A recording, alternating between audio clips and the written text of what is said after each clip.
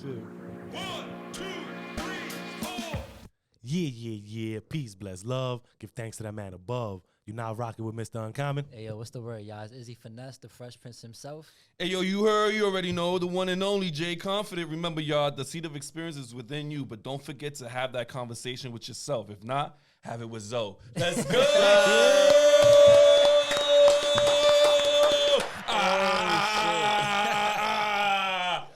King of quotes, baby. Let me put that crown on my head. Give him the crown. Give me that crown. Shit. Every Monday, I'm going to be dropping y'all on Instagram, TikTok. Every Monday, I'm going to give y'all a little compilation of my little quotes. Oh, my Yeah, God. Let's go. That got it for real. But yo, before we get into anything though, please, y'all already know what to do. If y'all here rocking with us, please like, share, subscribe, and also catch us on Instagram at Off Xperience Pod. Also catch us on TikTok, TikTok. Shout outs to our audio team, our audio people who love us out there in the world. We appreciate y'all. Salute.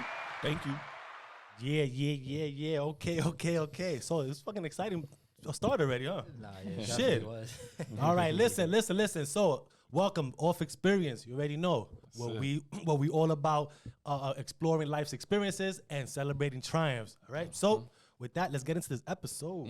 Yeah, so we got a very special guest. And when I say special, like, y'all know it's going to be a great one, like a great conversation. And, you know, this guy is one of those guys that, you know, you rarely bump into. Because right off the jump, you know, he showed love. You know, immediately, like, subscribed, followed us. Yo, fuck with us. You know, put us in the group chat. Also have a podcast of his own, too, which we're going to get into. And, yeah, bro, like, we got to give you your flowers, you know, because appreciate that, if man. you never What's got good, them, fellas? we getting them here. Yeah, That's you get right. we giving you your flowers, your roses, everything, a whole bouquet, man. Yeah. So we got here So, Zoe. What's up, my brother? What's the word, man? Thank you for having me, and man, Thank you for I coming, really man. appreciate that. I'm really big on community, and you know, I came in this podcast game by myself, you know, and I got to meet a lot of great people along the way, you know. So as God started to put the right people in my life, you know, I just wanted to spread that same light. You feel me? And I think when you start new things, sometimes we look for validation from I don't want to say the wrong people, but you expect the people you know, like, they want to support you and be there with you. And that may not be their purpose. They may support you in other ways on the back end or other parts of your journey. But, you know, I started to meet other podcasters, and feel me? So the podcast, shout out to everybody in the podcast chat. I'm not going to name everybody, but a lot of great people, a lot of great collaborators in there. And that's what I wanted, man. I just wanted us to come together. It's enough of us to engage and like and share, and that helps with the algorithm. You feel me? Yeah, So definitely. I'm glad everybody's really fucking with it, man. Yeah, that's what's up. Means I a lot to ain't me. gonna lie. I like the fact that you did that. Like that channel. That channel's Yeah, dope. broadcast channel. yeah, for real. Because now it's introducing me to other people. Like, oh snap, they got And different podcasts that you probably not even found. You would have not found on And your own. very you know what I'm saying? And very from everywhere, too, my bad. everywhere. Different perspectives, different ideas. Like this shit is dope. You the king, bro. No, yeah, definitely. And like now that we in April too, despite, you know, all the earthquakes that happened today, Oh. like, yo, Hope everybody's safe out there. yo, Yeah, for facts. real. But Facts. you know, and like we in April now, and I know like your first episode actually came out April 26, 2018. Wow, yeah. So nah. it's about to be that. bomb for that. Yo. How many About to years be is that? Shit. 6, bro. 6 years. So Wow, that we means tell a you, lot. man, when you come to Off Experience, yo, we put in work. Hell yeah. I like that a lot. Y'all got me hooked already. Yeah, 6 years, bro. Like Yeah, bro. off the iPhone. Feel me? Off the Like iPhone, Off the too. iPhone. wasn't even thinking about that. I didn't even know it was a podcast at first. What made you feel me? start it? Like, what made you like? Because Ooh. we're gonna touch that, and then we go back and think. But what made you start that? I Like, mean, you know, I grew up in the South Bronx. You know what I'm saying? Born in 92, 90s baby. You know what I'm saying? So, my brothers was outside. You feel me? They was doing their ones and twos out there. And, you know, as I went through life, I just started to experience like, yo, like the sidewalks is type lit. You feel me? Like, you don't really gotta be outside like that. And even I've realized young, like, these people really aren't who they say they are. You feel me? Like, Okay. real niggas ain't real. You know what I'm saying? Like, those really claiming it. You feel me? Right. You know what I'm saying? Not saying that You know who they they are. all are, but we know who they are. You you know know what who they are. I mean? And I started to see like, wow, like, you know, I'm not sore. You feel me? Because I'm like that. You feel me? But I just don't walk around with that energy every day. Parade and I got other things going on. You feel me? Like my energy and my vibe and my aura is different. You feel me? Facts. And that's a waste of energy. You feel me? I can't walk around on demon time every day. and thinking I'm Debo. You feel me? Like that's not it. You feel me? I like education is fly to me. Yeah, and I learned it at a young age. So I just wanted to put some positive content out there. You know, 2018. You think about it. That's like the Vine. World Star. All we seeing is niggas getting knocked out. You feel me? Fights. All this, you know. I was hooked on that. I ain't gonna lie. That's bad. I mean, it is. I'm not gonna lie. It is entertaining. It is bad. But that can't be it. You feel me? And in the age of information, that people aren't afraid to share information, break bread, start group chats. You feel me? Like, let's vibrate at a higher frequency. Facts. Nice. Yeah. That's dope. That's definitely dope, man. Like you said, it's true. The sidewalk, man. Like, we could be in the sidewalk. Like, no, because it's true. Cause like you don't have to walk around tough to show people that you tough. Right? That's like it's a waste of energy. It's a drain in energy. By the time you get to it, it's like, all right, come on, man. But that's cool. We're gonna talk about that, man. So 92, born in the Bronx, Honduran. Whoa. Yeah. Honduran. The South Bronx. Yeah, To be exact. Let's not get it twisted because then we got the North, Right. then we got the South, right? South Bronx is different. Back in the day too. And it's still different now. That's a fact. It's still different now. So it's the South Bronx. So Hondurans, right? Honduran. Yeah. You was born here. I was born here. My parents were born over there. Shout out to my grandmother making a big sacrifice for the family. Nice. She came first in the 70s. Okay. And you know she brought all her kids, and then most of me and my cousins are first generation American. You know, so being from Honduras, you know, it's a blessing. You know, but I also had to. Afro Latino, it's always been a thing, but it's not a thing like it is today. You feel me? Like, they not like when I was a kid, I didn't know that term. You feel me? And my father, who identified as a Honduran man, you know, he didn't identify as a black man. You feel me? Right. So that was kind of an identity crisis that I had to face as well because, you know, I'm with certain people. Oh, you're not black. You speak Spanish. Right. And then for certain Latinos, oh, you dark. So it's like I was like, where the fuck do I fit in? Yo, I've heard that before too from like other Hondurans too, but I didn't know it was really like that. Like I read it from Panamanians and Costa Rica. I mean, if you go to Honduras, like you guys could all be Honduran. You feel me? Like, my wife is Honduran. Right. She's white. She's right. white. So like we all come in different shades. So it's like we deal with this segregation and division from multiple different angles. You feel me? And it kind of comes to the point where it's like we're not only dealing with like, you know, police brutality and dealing with white supremacy and all of that.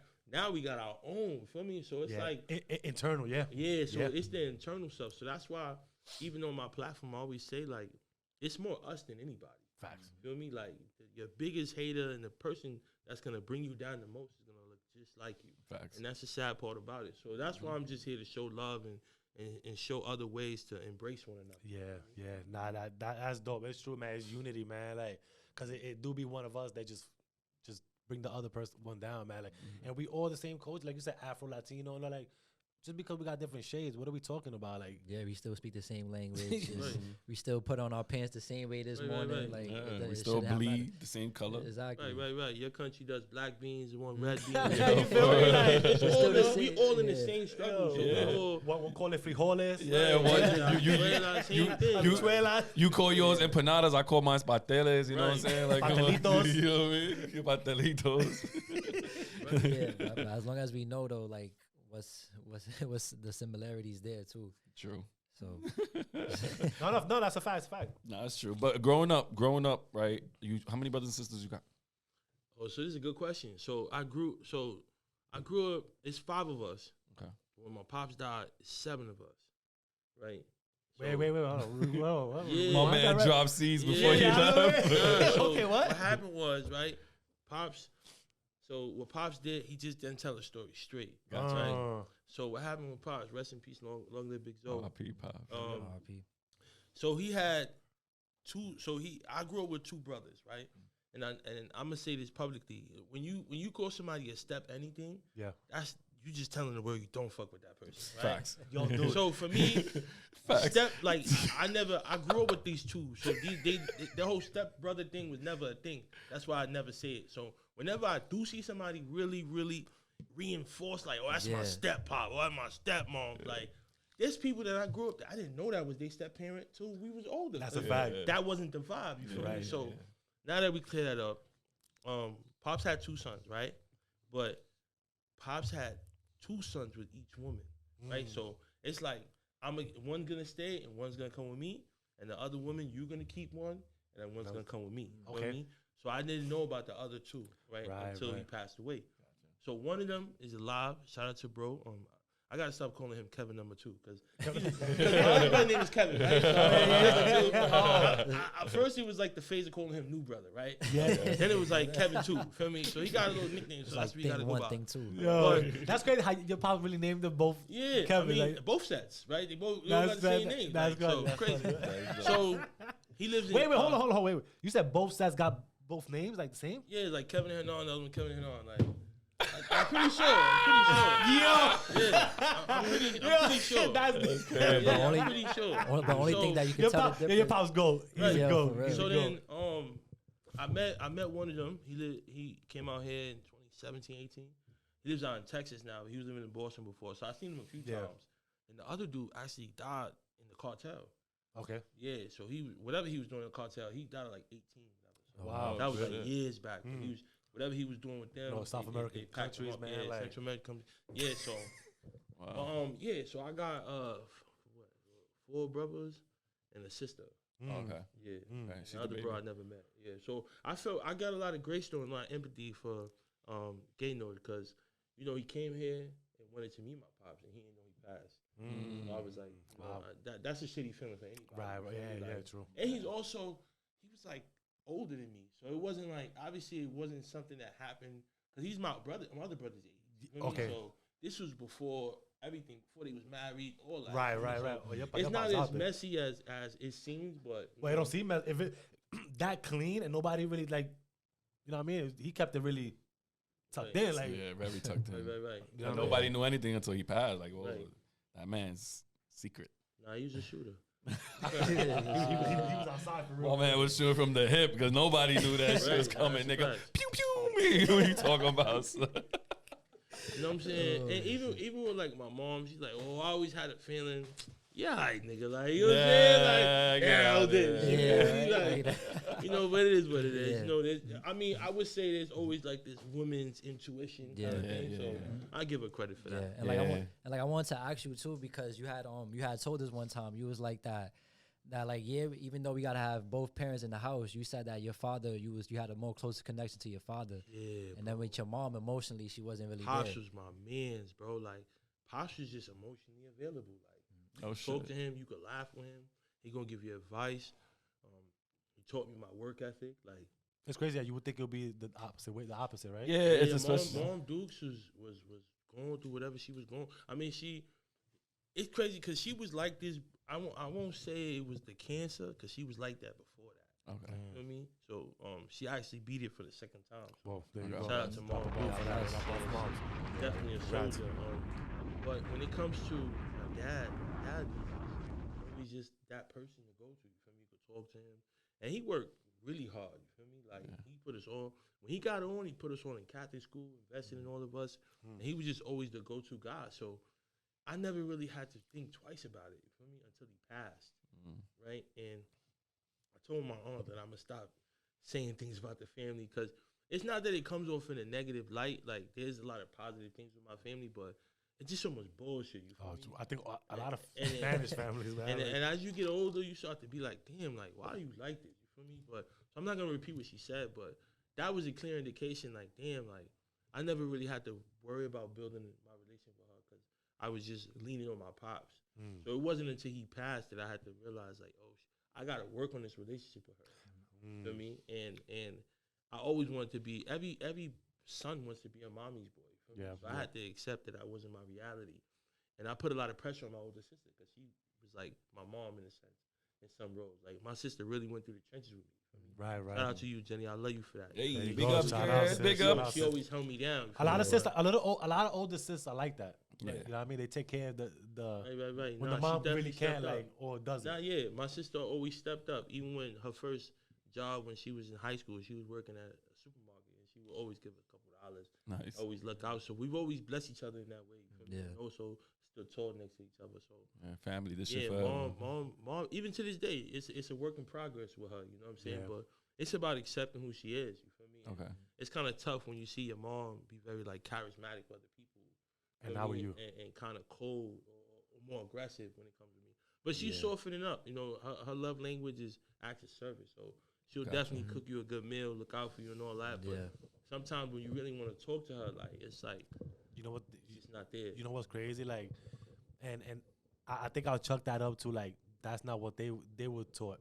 They wasn't raised that way, right? So their parents must have been harsh as it was, just to trickle it down to you, and thinking that just the act, the love language is just servicing, right? Like, oh, I'm gonna give you cook me, but the nurturing wasn't there. And that's a part of like the progress too of like accepting and like building that relationship to really see where they came from too. So because our parents like that, you know what I mean? Like, we didn't have, and I say it all the time. Like, I try to show my kids more emotional love and all that, right? And I even told my wife the other days, man, like, I'm jealous of my little one. Honestly, like, my little one is 8. I'm jealous of her because she loves a lot of like physical love, right? Emotional love. I didn't have that growing up, right? So it's crazy. I'm sorry to cut you, but it's crazy. You see that because she's a girl, right? Jackson, he's 8, same age, and he's the same way. Like, he loves to get the hug me. You know, like when my wife gives him that love, I get jealous and I be like, yo, but why you don't give me that love like that? But you know, and then I look at him and I'm like, damn, but you know, I was never like that when I was young. Yeah. So since to see him like that, I'm like, damn, I don't want to ruin that shit because sometimes I gotta like be a little doodle with him. You know what I'm saying? I gotta make sure I keep him on the straight. It's a balance to it. There you go. You gonna have to check him. Yeah. He's a young boy. But even like the other day, my son wanted to FaceTime me. He was like, I love you, Dad. And he's 3, you feel me? So I was like, damn, like, that was fire. But even you know, breaking those generational curses and doing things differently. I was talking to my sister a couple days ago, and I'm like, a picture popped up on my niece's, shout out to Zoe, her birthday. And her birthday was on a Thursday. And we went out to dinner. I was like, we would never go out to dinner on a Thursday night. Yo, but shout out to growth, you feel me? Shout out to leaving work early and being in spaces where you not so tired financially and you growing, you feel me? Where we could be like, fuck it, it's Thursday, we out. Shout out to growth. I like that. that. Tomorrow if I want, but it's like, that would never happen. It's like, yo, Saturday is Saturday, you feel me? Yeah. Your birthday's today, but your day is Saturday. Your day is Saturday. And we doing it subconsciously because that's what we wanted. Right? So we wanted to, at least when our birthdays came, we wanted to feel something. We wanted to, but like you said, nah. It's kind of, like you kind of like hype for it being your day. Like, my day is not Saturday, my day is today. So like, and you know the feeling now. You know the feeling, so you want that person to have that same feeling. Right? And it gives you joy. You know what I'm saying? And it's, I don't know, I get emotional because like you got to learn how to give that. I have to still reset myself, like to learn how to pour that out. You know what I'm saying? Because even to this day, it's hard. Again, I wasn't raised that way, right? So it's something that I gotta like decompress out to infuse more in it. So it's like, all right, I'm learning. That's why I can say the jealousy part of it, because I see that comes so natural. So natural, bro. And I want that. Like, I'm working towards it. Obviously, we all work in progress and all that shit, right? But it's like, fuck, man. Like, I totally agree. You know what I'm saying? Like, so, but I get it, man. I can relate to that. I get it. It's still a beautiful thing though, because now you're seeing like you said, a generational curse, and now that shit's gonna be broken. Different. And then when they start having kids, then it's like that's the next level right there. That's the next level love. Right. So even at the beginning of the conversation with Zoe, like out the gate, I was talking my shit. Like, you feel me? Because it's just so many things that we go through. Like, so if you look at these 3-minute videos, emotionally unavailable, raised on survival, not on love. You feel me? Breaking generational curses. I know, actively breaking generational curses. ABGC, like, you know, talking about being a student athlete, freshman year of college, like, talking acting white. For me, niggas was calling me Carlton in college. Was that something you was trying to like perpetrate just to fit in? Hell no, bro. No? I came, all right.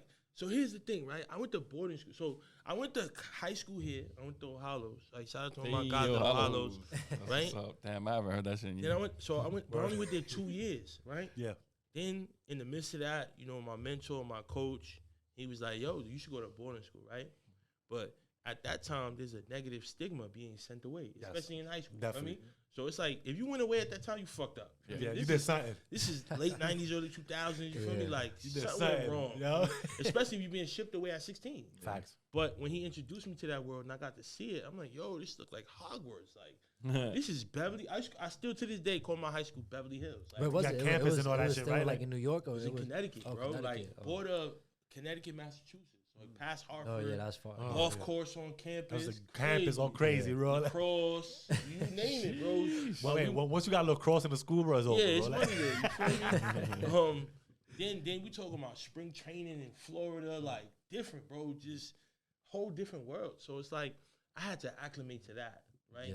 Coming from the not aggressive guy, but the guy that was on timing. Feel me? Right. Because my old school was on 164 in Walton. The environment. Spooky that over way. there. Nah, Every day. yeah. Every day is we got beef with Cardinal Hayes. We got wings down the block. We got all the new Walton dudes over here. Then all of a sudden there's a New Walton DDP gang. And then Yeah, right. Denny Dalio now. So now it's obstacles every day. So That's true. at 16 years old, just getting a peace of mind was like, wow, like there's no worries over here. Like I will smack the shit out of Tanner. Like Tanner is not a threat. Like there's no threat over here. You Like, can walk around comfortably, yeah, breathing good, man. yeah. Like, Riley, Tanner, no smoke. I'm chilling over here. You feel me? Riley and So, you know what I mean? So in the midst of all of that, it was just like I just got to chill. So now it's like if you've seen Fresh Prince, he's Yeah. like wearing Jordans in his uniform. Like that was our life. Like we wearing Pradas. You know what I'm saying? We went Maurice to school. Yeah, Like, Maurice. Shout out Maurice. we got the drip out there. You feel me? Yeah. So even though we couldn't afford it like the other kids could, but we had the shit We on. tried. You know what I mean? So now I go to college, and now my swag it varies. You feel me? I wear khakis and chinos, yeah. Sperry's, or throw some Jordans on, Olympic 7s, or you feel me? Like it's just a cross, so it's like a hybrid kind. The hybrid, you feel yeah, me? yeah. And also I had to learn to kind of be at like non-confrontational. You feel me? Like, Okay. I mean, you know, white people be on some gay shit sometimes, especially in the locker room. It's like, bro, Yo, I'm in a for towel. real. Like, why do you Yeah. want to wrestle right now? Yeah. Yo, we in towels and shit. Yeah, like this is not what we Diddy. doing. You feel me? And they're a little weird sometimes. You feel me? Yeah. So That's I had to their learn- time of fun. Yeah, I don't so know. I had to learn like he's not a threat to me. Right. You feel me? Like, and for me, it's like we don't do too much talking. You feel me? Yeah, Like yeah. I told you, bang, and it's Easy. like you can't do that. You feel me? Yeah. Shout out to my older brother telling me to just open hand slap people. So there's a lot of people I just slapped out there, and it was just like, okay, You he got needs it. me. Leave him alone. Yeah, leave Don't him fuck with alone. him like that. Hey, he'll slap you. You know Yeah. what I mean? Like, Like, we see just a big, yeah, ass big red white palm, handprint you know? right there. So it's like now I'm in college and I'm educated. You know what I'm saying? I'm coming from an environment where Bill Belichick's son is my neighbor. Yeah. Nice. like, And, this is like what college? different, And like bro. what college do you go to? So I went to Suffield Academy Okay. in Connecticut, and then for college I went to Post University. Oh. So here's what happened. You know, when you go to college, they put your name and you put your high school on your door. Yeah. So people from Connecticut saw Suffield Academy, and they already know like that's a preppy ass white school. So they all they just put me in a box like, oh, he got to be this. He's walking out with a rugby polo and Sperry's on, like, Right. But it's like, nah, like, That wasn't me. feel me? So, but one day, you know, True Religion hoodies, rugby, you know what I'm saying, like American Eagles. So it's like I was just used to it. You feel me? Yeah. So when kids started to be like, oh, he's some rich black kid, I'm like, nah, like I'm really from the trenches. You feel If me? you only knew. And it took the first person to test it to be like, oh yeah, he's Yeah. you He's know a what city I'm saying? kid. A city kid. Yeah, he is who he say he is. But yeah. I also had to find comfort in knowing that I can't talk like that all the time. Right. And I have to be aware of my surroundings. And it's not code switching and none of that. It's certain things are appropriate for certain settings. People don't understand that though. And you gotta learn it. People don't understand that though, man. Like, and it's tough because like, and I'm sorry to cut you off, but it's just like, it's the environment you're in. You would not be accepted anywhere. Period. Right. And it's straight out. That's how it's basically what it is. Right. You start talking crazy in a proper setting. Okay, well, all right, we out of here. Like Right. you're gonna be there by yourself. No, that's true. But I'll give y'all the perfect setup though. There was dress code years ago. Yeah. Feel me? There was no ripped jeans, white t-shirts. Facts. Now it's a Mary, so it's dress code. You know what I mean? But before it was like you had to have shoes. If you were in Dykeman, right? Yeah. You had to have shoes, pants, a collared shirt. Yeah. No hats, no ripped jeans, no white tees, Word. no hoodies. Facts. So you could kind of see how the party scene has changed. And it's not who's there, but it's like there's no precedent. You feel me? Like you could wear expensive shit, you could be in there, but the crowd is different. Yeah, right? yeah. And you feel That's different. You honestly do feel different when you got a collared shirt on, your shirt tucked in. Even if you left out, you like feel me? So, the times have changed. So even when going to school, talking about the school and all that, like you went over there for baseball. Yeah, I got a baseball scholarship. I was nice. How was that? How you got it? I was nice in baseball. I said how you first got into baseball. Coming from the inner city and all that, like I know it's tough to even focus on. Oh, sometimes that's somebody's gateway, right? To escape. So what was yours to get into that? I mean, for me, it was just meeting the right people. Okay. For me, so shout out to Rob Perez. He just opened up a laundromat in Brooklyn. Shout out, okay. That's one of my best friends, and he was always like he owns a laundromat. You feel me? Like, do you know what?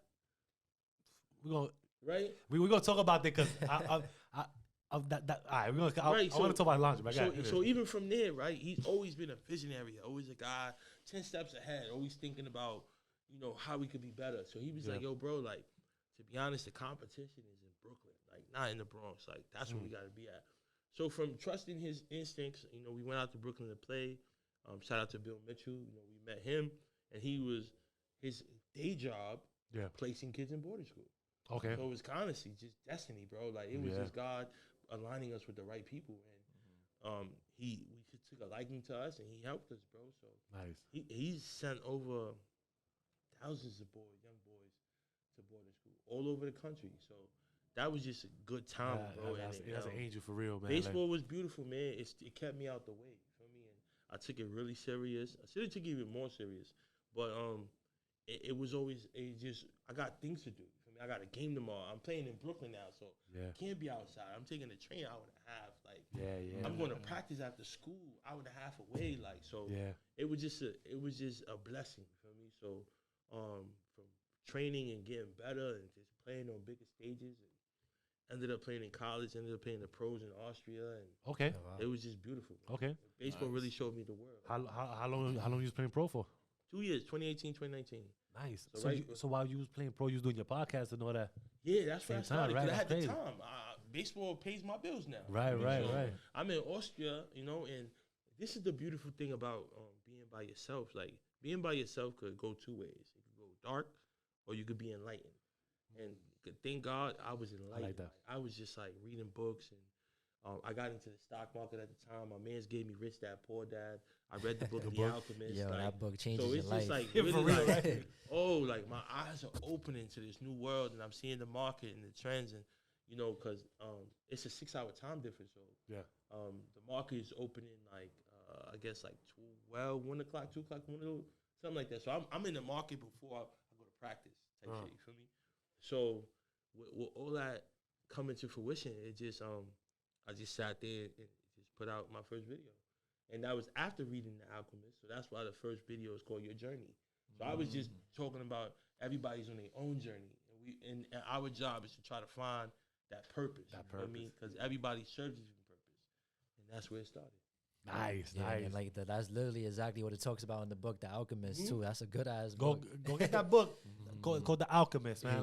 But even after reading that though, like what made you really want to like spread it out to the world, to the people, instead of, because like you said, there was world star shit going on, niggas getting knocked out, but you took it to yourself and was like, you know what, nah, I'm gonna change that and try to spread more of a positive message. So my sister used to make fun of me, calling me Rev Run. Right, so if you ever see the show Run's House, she do the positive tweets, the bathtub and all that. On the bathtub, she was killing me with that.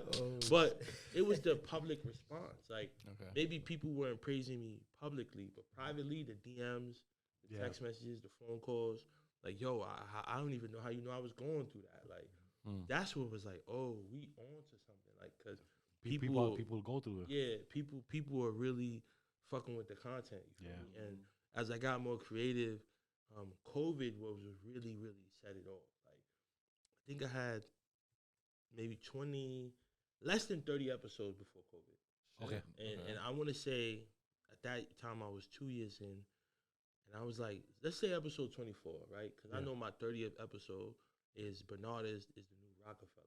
I was in the car when I did that, and that was during COVID, right? Right. So let's say we had 24. At that time, this is where the creative could go dark, because during COVID I didn't check myself. Okay. Right? I just had time to create. I'm doing 7 for 7s. I'm dropping an episode every day. Like let's do 7 days, 7 episodes. You was going crazy, y'all. Yeah, so that's 7-day what my vlog. Let's mind go. was at, right? Yeah. And my mind is just create, dropping episodes, going Instagram live. Boom. I did my first interview with somebody. For me, shout out to my guy.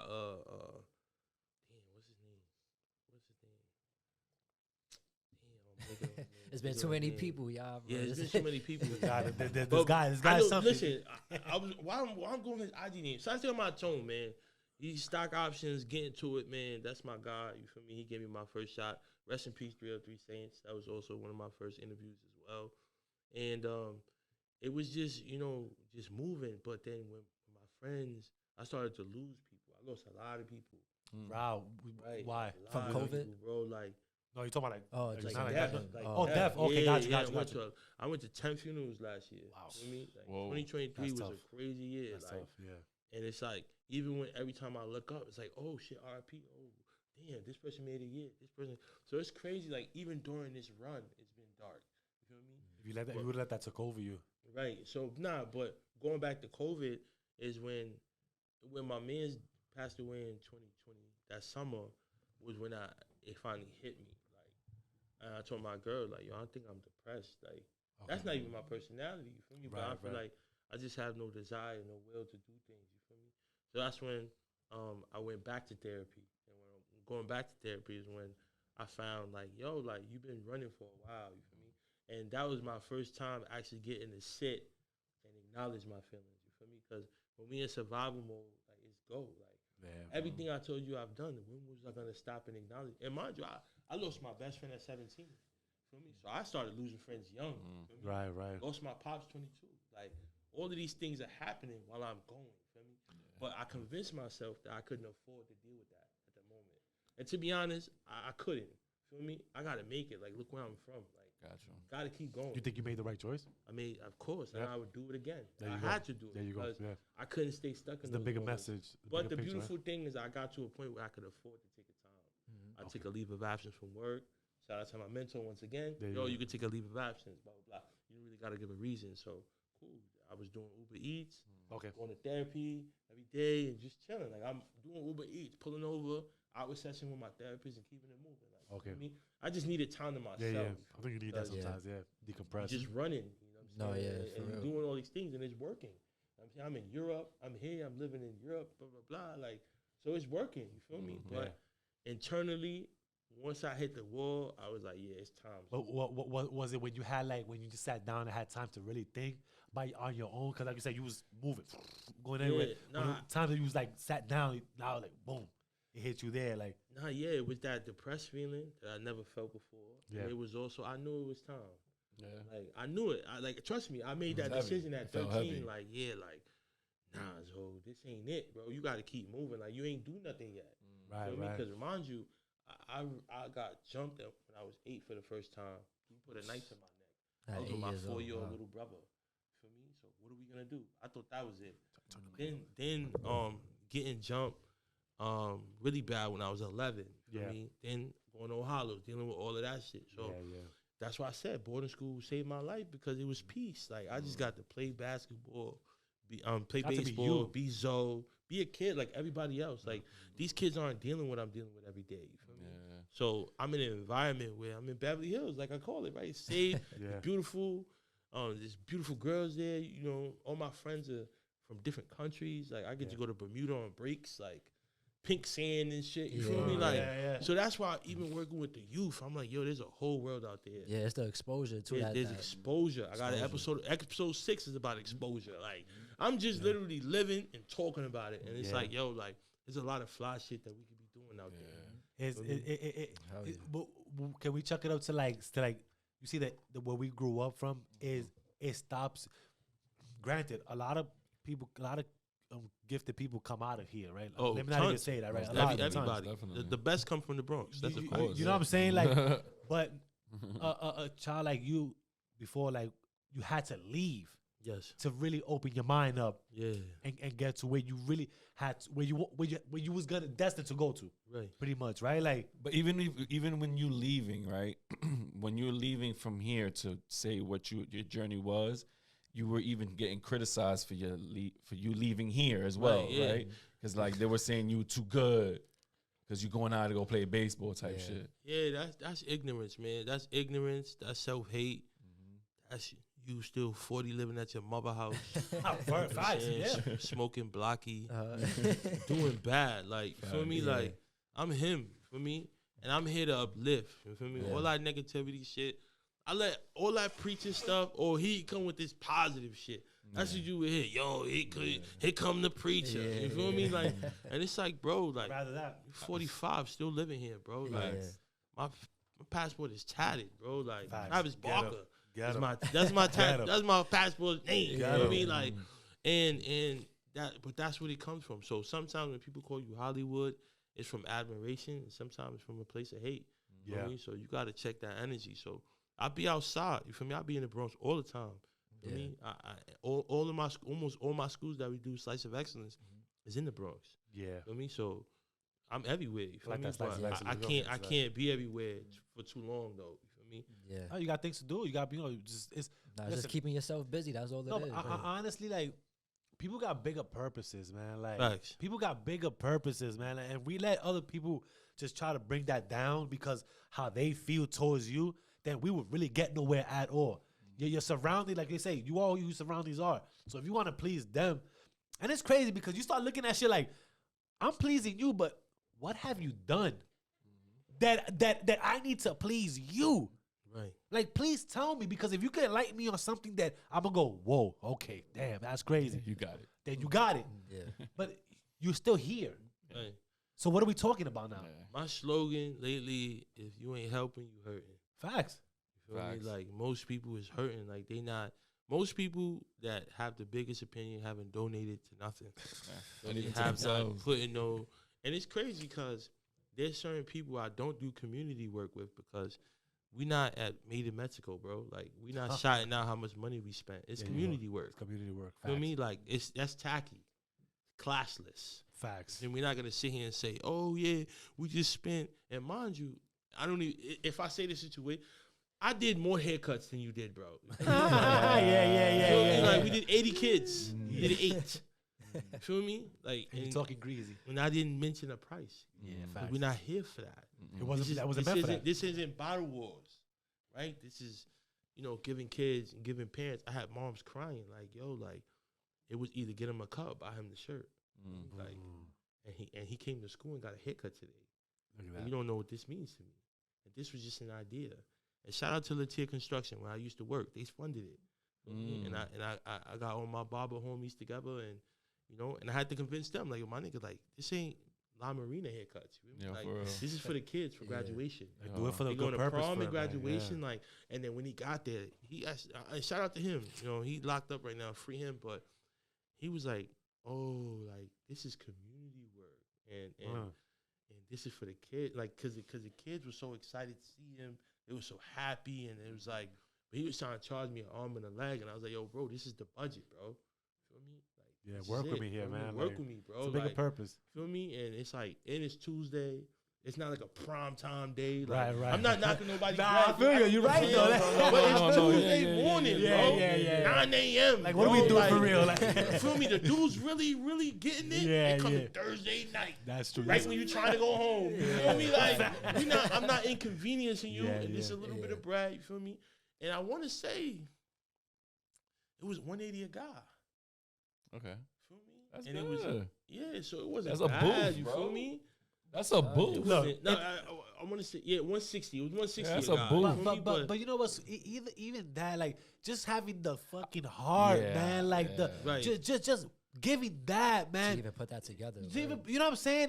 But even them to even see like what you're trying to do and really give back to, you know what I'm saying? I'm paying you, but then you trying to like, take my arm and all that shit, bro. Like, But this is where it comes from.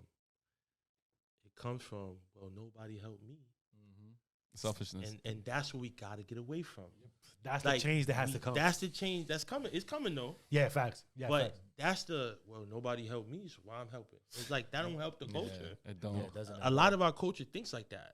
You feel me? And it's terrible. I did it all by myself. You could do it. Yeah, that's what that's saying. Jack of all trades, man. You become that. Yeah, go ahead. I just don't like I seriously, just don't bro. like that attitude, man. Because look, I could say the same thing. Nobody helped me. Nobody, but look, even my hands go up, man. Because like you have to give this knowledge up, man. Like you have to help. Information you is have free. to. We know where we grew up at. We know what these kids are going through, right? So why not give something for them to smile for? You know what I'm saying? That right there, like she just said, you could have got a shirt, but you gotta get a haircut. And you know what I'm saying? Like, you got moms crying. That's just a beautiful fucking thing, man. Like, and for people not to see that, man, it's very, like, ignorant, very it's like selfish, man. Like, and it sucks. And that's something we definitely got to break. That's definitely. Definitely something. gotta I mean, even breaking that stigma, like now, I'm working on doing that because there be times where people who tell me like, "Yo, I have a situation. You know, I need a door. My lock in my house is broken." And, you know, just by the vibe of them telling me this, I can feel that their story is really deep. So I just look at them and be like, all right. Then they ask me the question at the end of the whole conversation. How much? Kind of in my heart, I be like, no, don't worry about it. I got you. I'll do it for you. Don't worry about it. I'll do it, get it done. They're going to slide a little something. But then I'll be like, all right, whatever. I mean, you got to pay for what you get. But then again, I don't want to do it for money. Right. You know, I want to do it for your safety, knowing in my head, like, you good at night. You know what I'm saying? That you good, you safe. Ain't got nothing to worry about. You know what I'm saying? That's all it's all about. It's about knowing that is you're good. You're good with what you do, and you're giving out that information to other people. Like, yo, you good. I'm a good person. We good. I can bring it up to everybody. Everybody can feel the same way I feel. So I don't want to say his name, but you guys are gonna, but however you play the game, Yeah, it's how the game ends. that's a fact. So it's no different from, you know, you date you got a girl. And you took her from somebody, you're going to lose her the same way. We know what we're talking about. Yo, listen, bro. Like, you know what I'm saying? You're going to lose it the same way. And it seems like his world is melting. But it's like, bro, like, shout out to my guy, Smart Guy, man. It's instant gratification. Yeah, word. And there's delayed destruction. Oh, there you go. Yeah. There you go. You wanted it that fast, you're going to lose it that fast. Right. Or you're going to lose it that slow, though. Or you're going to To hurt you more. In this case, it's 25, 30 years later. True. So if you look at It's going to hurt more. social death, all them people alive. Yeesh. We gonna leave it at that. Chill, damn. No, listen. He not They had me thinking, like, wait a minute. He's not lying, though. Right, son. Yeah, Like, think about it. Karma's you know? a bitch, bro. Yeah. Karma's a bitch. And it will get you, whether it's next month, 3 years, 10, 20, like you said. Right. Don't close Yeah, damn near it's- 30 years. There's no time limit on There's that no shit, time for limit. real. I think when you have the most to lose, that's when it's gonna get you, man. And that's the worst hurt. It's sad though because even biblically they say sometimes children pay for their parents' sins. You know? Yeah. Look. There's more shit coming out. Yeah. Right. There's more shit coming out, and That is crazy. I ain't gonna lie. I mean, just by you mentioning it that way, it's like, wow. Like, yeah, when you look at it, when you look at it from that point, it's like shit. I mean, I've been It mentioned really that even when the mother of the kids was alive, Right. I even told myself, like, she knew something. but she was coming out with a book. I think she Right, she like knew that. something and she was gonna expose something. And homeboy was like, nah, bitch. Well, your man Albie's coming out though. But anyway. but like going back to like your mentor though, right? Right. The fact like when you got that message, man, he was like, yo, like I could take you to boarding school, you know, you could go over here. What was the thoughts behind that, like from you? Like was it like, oh nah, I don't want to leave the hood, like I want to stay here? Or Yeah, it was FOMO, man. It was the fear of missing out. And I quickly learned that I wasn't missing out on nothing. Did you put up a fight to leave, or you Nah. left like easy? You know like that? why? Because remember, 04, Mom Dukes had breast cancer. she beat it. So by the time I was 05, yeah, because I went to boarding school in 08. Okay. I mean, I went to high school in 06. Yeah, so she got 04, 05. I was 12, 13 years old. Yeah, I was 12, 13 years old when she told us that she had breast cancer. And for me, it was like, damn, this is a great situation because my father was paying for all those. Okay. So now, $50,000 free school. Like, MacBooks for free and shit. Like, so you was more intrigued on that.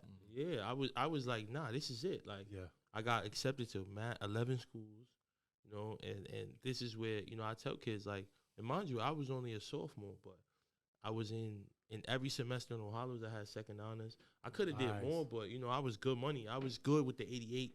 Feel me? Yeah. Because like I was like, I'm a focus on sports. You feel me? Yeah. I played varsity. Which was fucking good.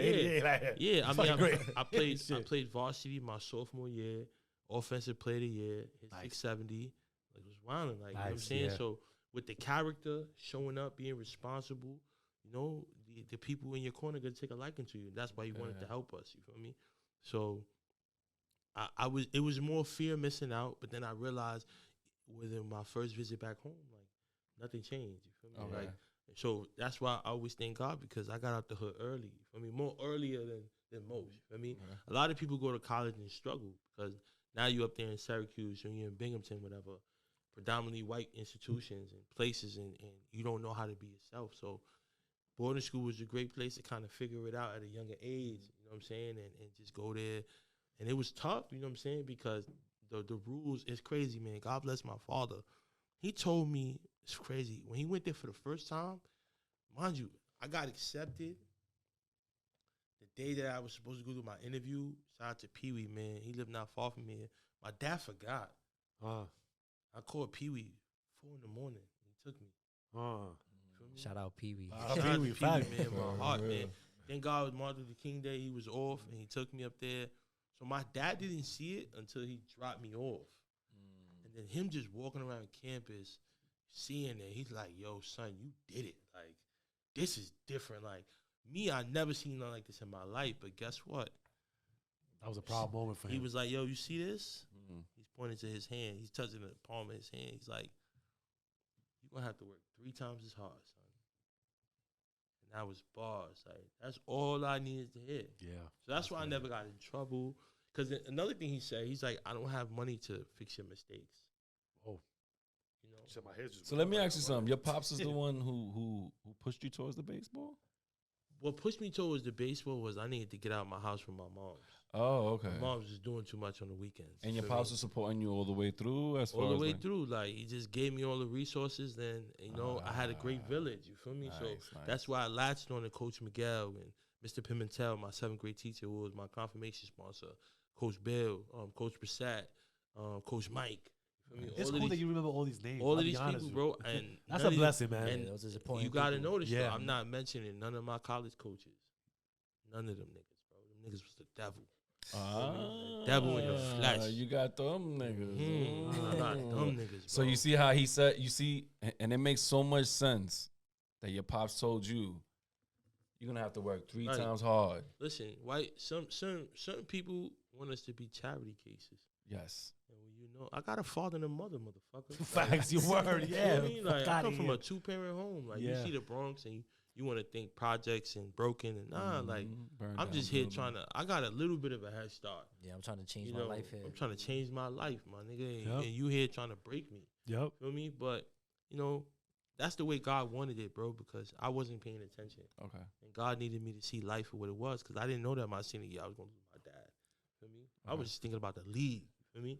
But God allowed me to see, like, yo, you got to become self-sufficient. You got to balance your budget. You know, take care of your moms, take care of yourself, take your education serious. I had a 2.4 GPA in my freshman year, and that was the lowest I ever had, ever. But after that, you know, Dean's List, 3.77, turned up in school academically. And that's what gives me the opportunity to do what I'm doing today. You know what I mean? Being assistant dean and being in different places and starting nonprofits and, you know what I'm saying? Like, really been around winners, bro. For real. Like, even my son Rob starting to, being the head of site safety for me. me? At a young age. You feel me? Nice. Those are very, very hard exams, you know, to be at that level. And he did that before 30. You feel me? Now, you know, in the real estate, open up laundromats. So I've really been around a lot of great people. Yeah. And I want to show the youth, like, align yourself with the right people. Who your friends are does matter. You feel me? Word. Yeah, it really does. Being positive and having a good mindset, all of that matters. You feel me? Yeah. And like even taking it back to how you said, like, yo, there's a lot of fly shit and this positive shit. And you, like you said, you know, your grades was first a 2.4 GPA, and then now it's going up and up. And then now you got a nonprofit called Slice of Excellence where you actually doing stuff for good grades and attendance. So that right there is definitely fly for sure. Nah, God is the greatest, bro. Like, full circle moment, he gave me a platform to talk about it and a platform to do it. For me, I realized that like 7 months ago. Feel me? Like, damn, you real. Like, he really did that. You feel me? Yeah. There's no cap in my rap, as the kids say. Feel me? And I'm really actually doing it. You feel me? Sneaker giveaways, a fat joke. You feel me? Whoa. Yeah, we're gonna get to that. We're gonna get to that, right? Like, so, but real quick, like before even to that, how you got into teaching though? Like, so that's a good question. So, sports is my life. I still coach to this day. People forget, but I still coach. Like, 12 years in. I mean, I've been coaching since I was 18. Good shit. You coaching baseball, Little League baseball. So my team. That's dope. Shout out to Yorkville, great organization. I've been coaching there. This is my 8th season there. Nice. For me, so in the fall, I don't coach summers, but I coach indoors during the winter. But all my practice tomorrow, opening days on Sunday. Okay. We had about 12 weeks of about 10 weeks of indoor practices that we had. So it's gonna be a good one. You know, I've been with this team since they were 9. They're 13 now, so it's super cool. Like, not super cool seeing them curse, but like seeing them be little men. They growing up. Like you see them mom grow and dad up. is like gets to like chill and not be so behind them. We write in high school recommendations. My first batch of kids are in college now, so it's like they little young men. I'm parking my car, motherfucker, pissing on the side of my building. Like, it's crazy, bro. Like, don't tell your parents you saw me, bro, but you gotta call me when you get home. Like, you have to. You lit right now, bro. You know what I'm saying? Because the kids from the Upper East Side, they go to Lower East Side because they get to go in bodegas. Buy liquor, you feel me? Like, so they getting smacked, running around the park, going to get eat. You know what I'm saying? Bullshit, young kid shit, but. You know what I'm saying? It's getting to see them like from 12 to 18. You know what I mean? It's a blessing to see that, man. It's such a blessing, you know. So, I wanted to promote education, and I was like, "There's enough sports out there. There's no offense to any sports program. You know, shout out to Leaders of the New School doing great work out there in Red Hook. We got Next, another great program. Set my side, my guy Antoine, you know, great work. But I was just like, nah, like. I just want to go the educational route. Like, I don't want to. I'm very good at making people uncomfortable. Like that's what we're gonna do. Like, even at my school, like you got to see the full circle. Feel me? So what you doing right now, you're not seeing. Like you just this way, and I'm gonna be this way, and together we're gonna link that circle because I need you to see that what you're doing is not right. Yeah. So, I was like, fuck it, let's get into education. So, it's crazy. I'm not even cool with bro no more, but. He saw what I was doing. We were friends for many years. And he's like, yo, bro, like, I work at this charter school. Like, it would be a great experience for you. Like, you'll fit right in. And he got me the job. And it was, like, the timing of it was great because COVID, I'm about to have my first son. I get my apartment. I get a job. I got health insurance for the baby. So, like, everything is aligned, bro. Like, you can't even make a story up that great. But bro was such a fucking Uncle Tom, bro. Like, he was too embedded in that system, bro. Yeah. Like, and the Success Academy, bro. Like, it's a crazy place, bro. Oh my God, bro. Like, Zoe never had anxiety in his life. And right there, you did. Hey, oh my God, that I was. If my girl wasn't on paternity leave, I would have quit the first week. After the first week, I'm like, this is not. What was your position? You started. I was a second grade teacher. Wow. So you knew nothing about teaching? No. And that you just got that right there? Yeah, but you know, from coaching, it's like true. You kind of, second grade is not that crazy. Yeah. But which is cool because like you start seeing your plan unfolding and all that, right? Yeah. Like you know nothing about it, but you still got put in that position. Yeah, For that- I'm for still a reason. there. My Yeah. credentials, You know what I'm saying, right? my credentials, all the years of coaching, Yeah. everything was a full circle moment, and I wanted to be in education because like it's like, all right, cool, like I need kids to read and comprehend and be great, be scholars, you know, and they aren't who they say they are. You know what I mean? They sell black and brown, but they not black and brown at all. You know what I mean? Yeah. But it does hold people accountable though. You feel me? Some parents do be bugging, and they are not invested in their child's education. You feel me? So when it's time to go to summer school, they bugging out and they wilding. They're like, yo, what's this? But it's like, bro, like You wasn't haven't invested all paying year. Yeah, you wasn't investing. You were not paying attention all year long, You're lying. and now we're here. So You're lying. that's where I started, man. But even though that wasn't the best experience, that's where I created Slice of Excellence. Okay. You know, I was sending pizza to my students.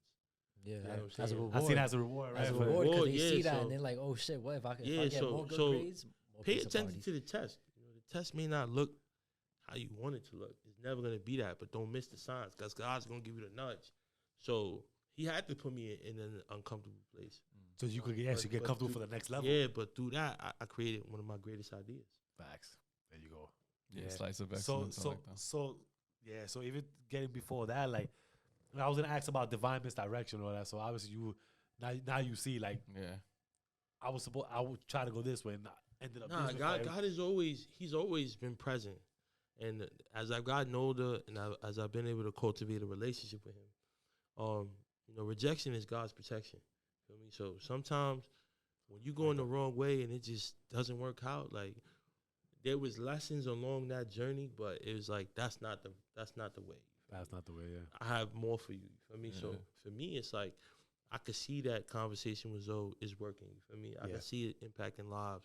I could see, you know, through. I mean, I don't think we've gotten a lot of donations, but we haven't cracked like $50,000. But Yeah. look at me leveraging relationships and being you outside go. and sending emails and putting myself out there and trying to. Shout out to my guy Marco who used to work at Snipes. That's how we got the Snipes connection. Yeah. Okay. Through my mans that worked there. You feel me? He Nice. gave me the corporate email.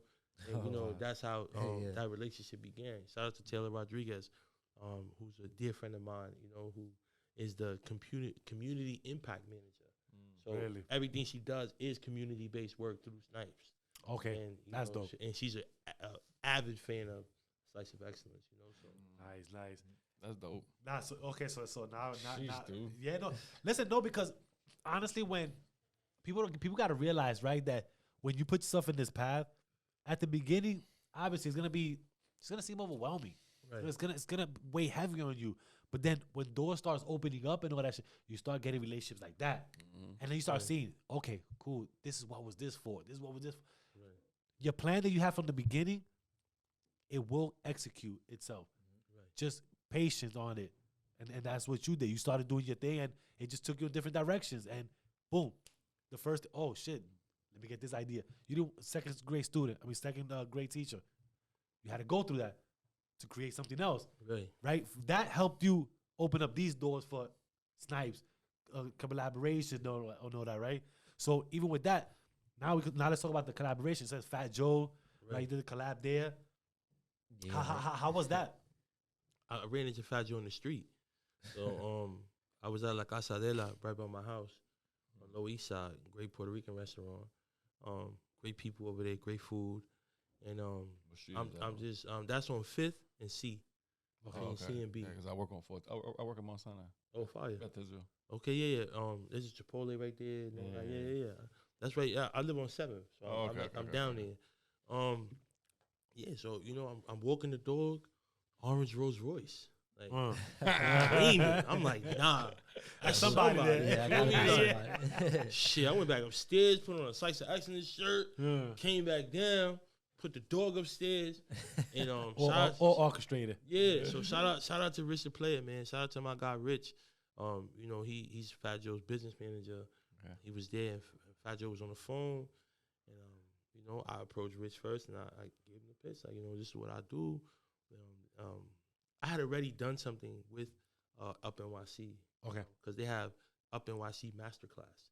So in the back of Fat Joe's store, he has a STEM class. Really? Yeah, he has a STEM program. Fucking right? it. I never knew that. I didn't know that In the shit. Bronx, God bless. yeah. Yo, drop a bomb for that, man. Like, That's that's the fire. one. Which one That's on the one by, 135th? by, Yeah, Mitchell's, 135th. right? Yeah, 135th. 135th, There's a STEM program back there. So they bring in financial literacy speakers. They do events. Get the with fuck parents. out of here. Damn. They had a Shout whole out Fat Joe for 12-week that shit, STEM bro. program where they had the kids. So at the end of it, I did a pizza party for the kids. Nice. That was my introduction to Yeah, that what they had collaboration. that collab. collaboration. So shout out to Ruby and everybody, Fleazy and everybody, Courtney, Pooja, everything they got going on over there. So when it came time to it, I had a dream, literally a dream about pick a teacher, pick a sneaker.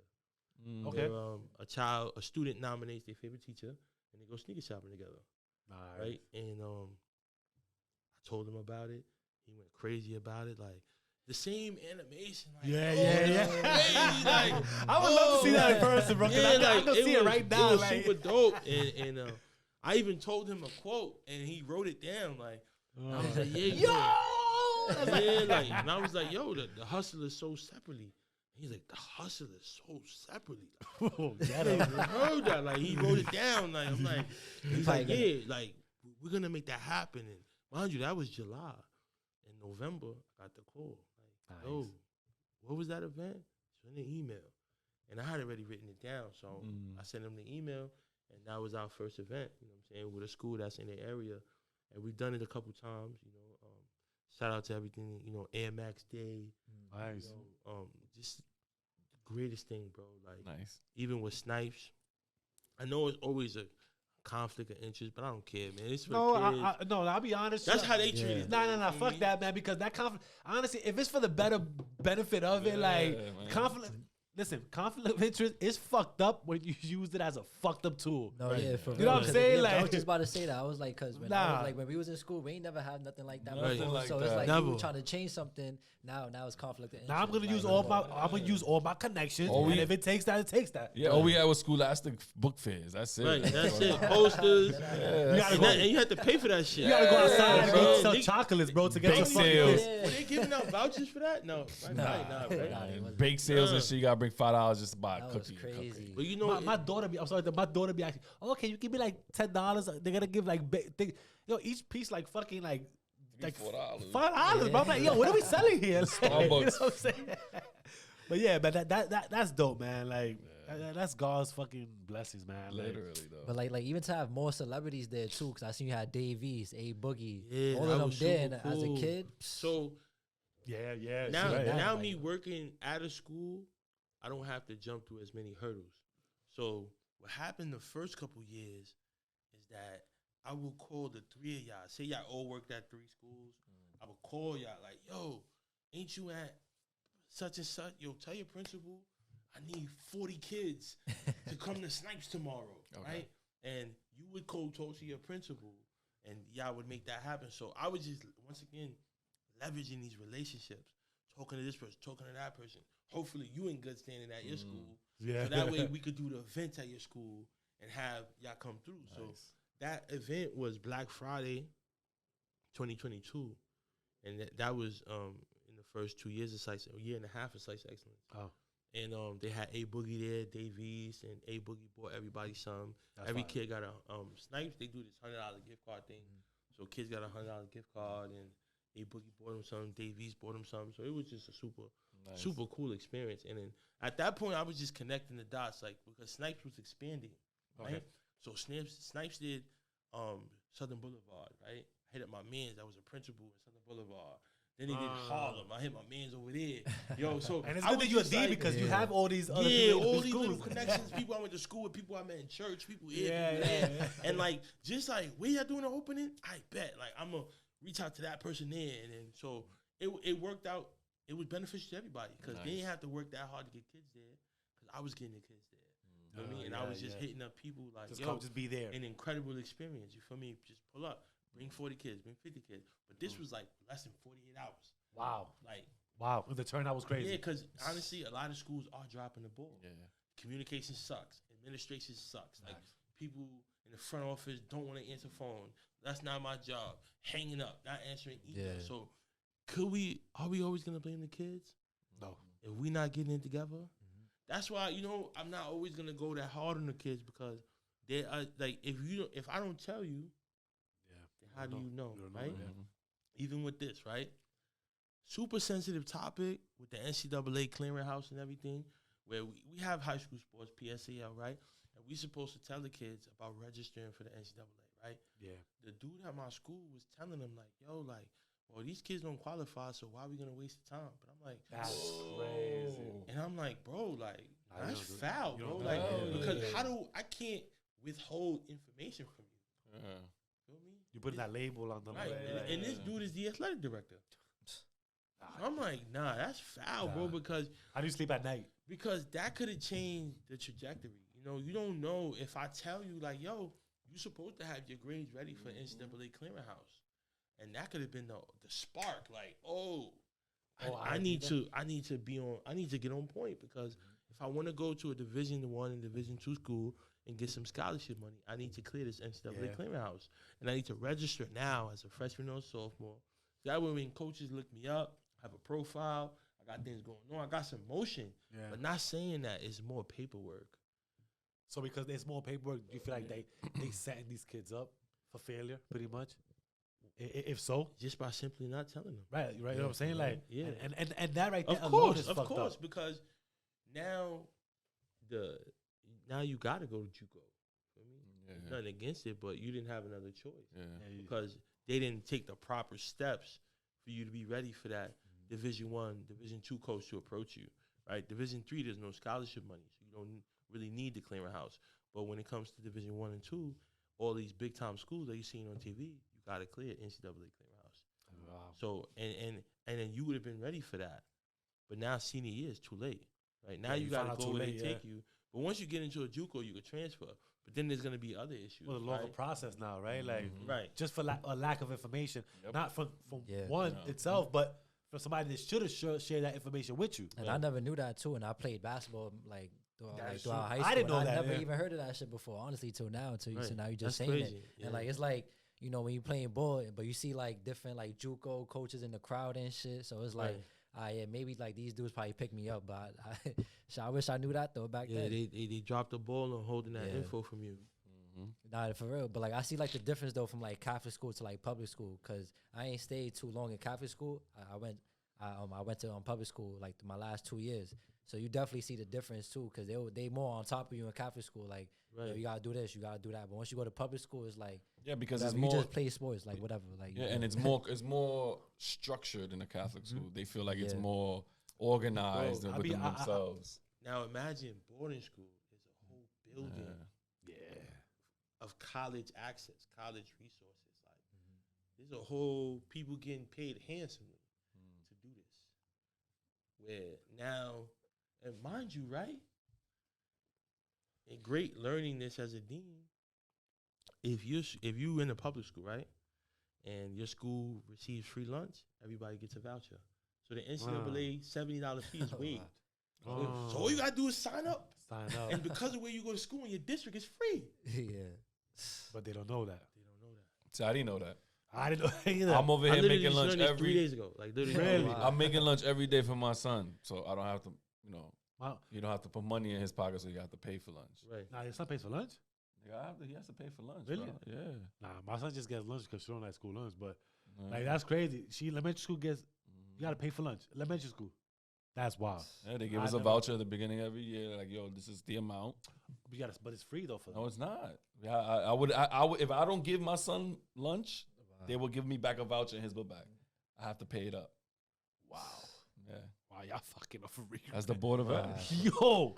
Nah, y'all fucking up for real. Even in Catholic school too. Like even though you're paying for that education, you still gotta pay for lunch too. You either bring lunch or you pay for it. I make my son lunch every morning, bro. Bro, I ain't gonna lie. I got to the point where I was just stealing that shit. I ain't gonna lie. I used to have like a binder right here on my side. Sip a little burger under. I'm just walking my binder. You feel me? I probably got enough to pay for fries though. Like I'll pay for that. Don't make it too hot. But you know what I do? I always found that shit crazy. You know what I do remember though? Okay, cool. But this was high school though. Like they used to give us the tickets. Right, the tickets, and based on your family's income, whatever, you either got half ticket or full ticket, right? So, but I've never seen like elementary pay for fucking lunch. That's wild. It's changed, bro. Holy shit, that's bad, man. Jesus That's the Christ. crazy part about it. But so how do you balance your responsibilities as a school dean with your podcasting pursuits? That's So my son was born in January, so I got a 3-month-old. He turned 3 months today. Congrats. Oh, So shit. now it's just about just restructuring the days that I do things, trying to be home as much as I can. I said this on the podcast last night. Shout out to Caesar from Black Ink. Okay. I interviewed You him had last him night. in it? Yeah, Shout out. so That's what's super up. dope. Yeah. I should have never told my girl I was gonna take a break. That was a bad thing to say. Wait, what you mean? What you mean? Like, Well, she's like 11 months pregnant. She's, hormonal, going through it, and she's like, I don't want her. I didn't want she would never be it by herself. But in that moment, you're gonna feel like, is he gonna be there? Is he this? Is he that? Okay. Whatever. So she was like, so what are you gonna do? So I was, and mind you, I'm on a run right now. Like I'm going, flowing. you know what I'm saying? We're going crazy right now. It's almost the end of the year. And she was like, yo, so I'm like, nah, like, once the baby here, I'm taking a break. And then when the baby came, I noticed, like, yeah, this break is going to look a little different for me because I'm hot. The DMs, the emails, I got a publicist, like, shit clicking right now. You feel me? Like, so. You finally got it to So there, when it right? came, it's like, oh, I got a podcast. What you mean you was going to? I was like, yeah, but, like, all right, let's sit down. And I had to explain it to her, like, we didn't do 2023 to get to 2024 and fade out. Fade out, facts. Nah, like, we got to keep buzzing. We got to keep keep going. that Like, ball rolling. I had a hell of a 2023. We was buzzing, for me. Yeah. And even from my 150th episode with Jim Jones, so now I'm almost at 200. Ooh, Like, drop a ball for that. so it's like, shit. yo, Congrats like, on that, man. we came a long way. Yeah. I'm taking everything you just said right now, and I'm writing it in my head because I'm saying the same thing to my wife. Yeah. You know what I'm saying? We came this far, man. Like, and I understand. So that's why even days like yesterday, right? I got home 5 o'clock. I washed the bottles, I cooked, and I left. Right? But at least the bottles are You washed. did what you did, yes.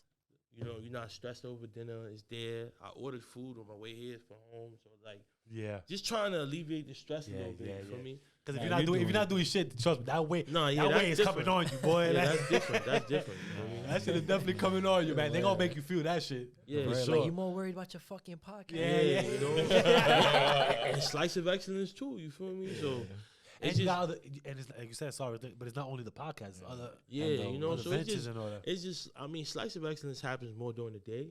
You feel me? So that sometimes weekends going to little events that we sponsor food for and connecting the dots. Shout out to 7th Street Burger.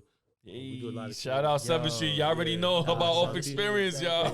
Those is my guys over there. Hell Shout out. yeah, Shout those are out. my people. They do a lot of great community work. Hell yeah, You know what I'm man. saying? So I like that. But I always tell them like I want to get to that space to start doing like community work. And I love that type of stuff, man. I just really don't know how to go about it. So I'm glad that you're even talking about it because I know that's now you somebody. You I just can gotta look get an up to. idea and do it, bro. Like that's Yeah. what I did. Just get an idea and do it. Execute it. Like even if it's 10 people, it's 10 people. You feel me? And it'll grow. You feel me? So Yeah. I started off with pizza, and we could say we've given out like over 300 pair of sneakers. Like So let me ask. So the pizza thing, right? Like, if we come back, you started that at elementary or you started that at high school? I started that with my own students, right? So Okay. that was the students in my class, right? And then from there, But the younger kids. yeah, Okay, the younger okay. kids. Like- But through there, people started to reach. So people started to donate, like my friends and families and all that.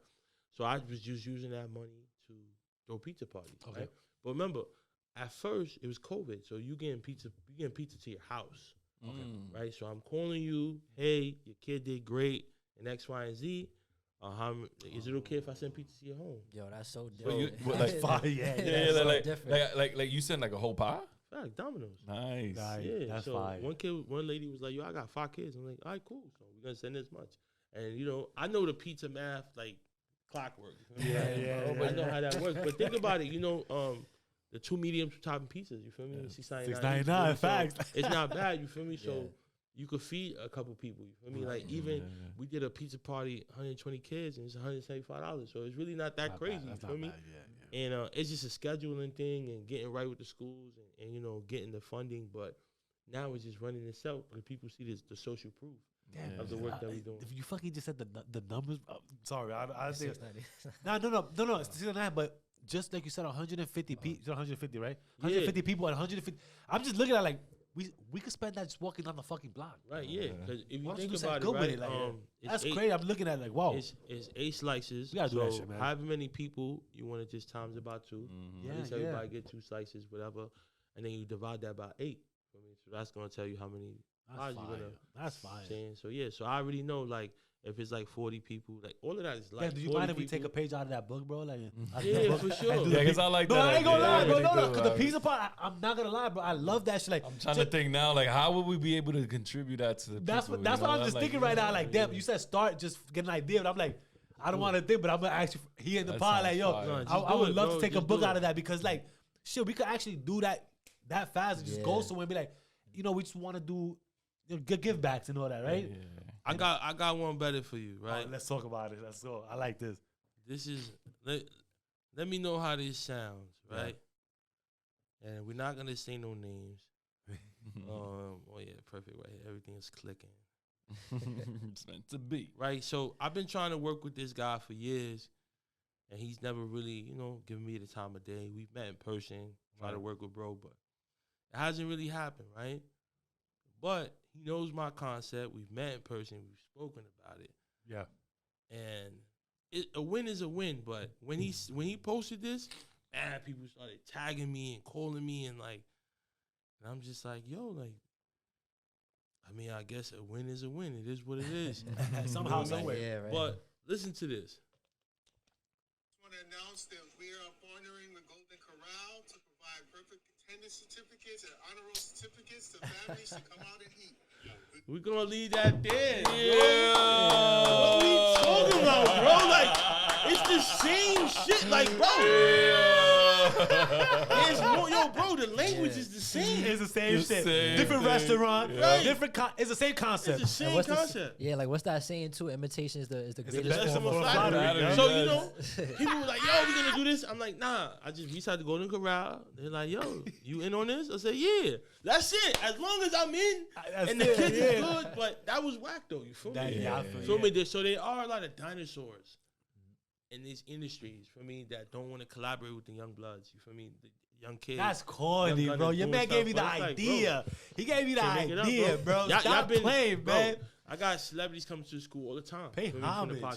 from the podcast, for me. Yeah. Career day. I got my friends, millionaire friends. The owners of WTF Studio. Shout out to them. They came to my school. Oh, Nice. Talk about podcasting. You feel me? Oh, Alex yeah. and Wheezy. You feel me? Oh. Shout out to my guy, Christopher Munoz. You know, he one of the partners at Microsoft. He's under black at Microsoft. You feel me? Came through the school, pulled up from 166 in the Heights. Oh, Feel me? look at So that. that's home. That's home.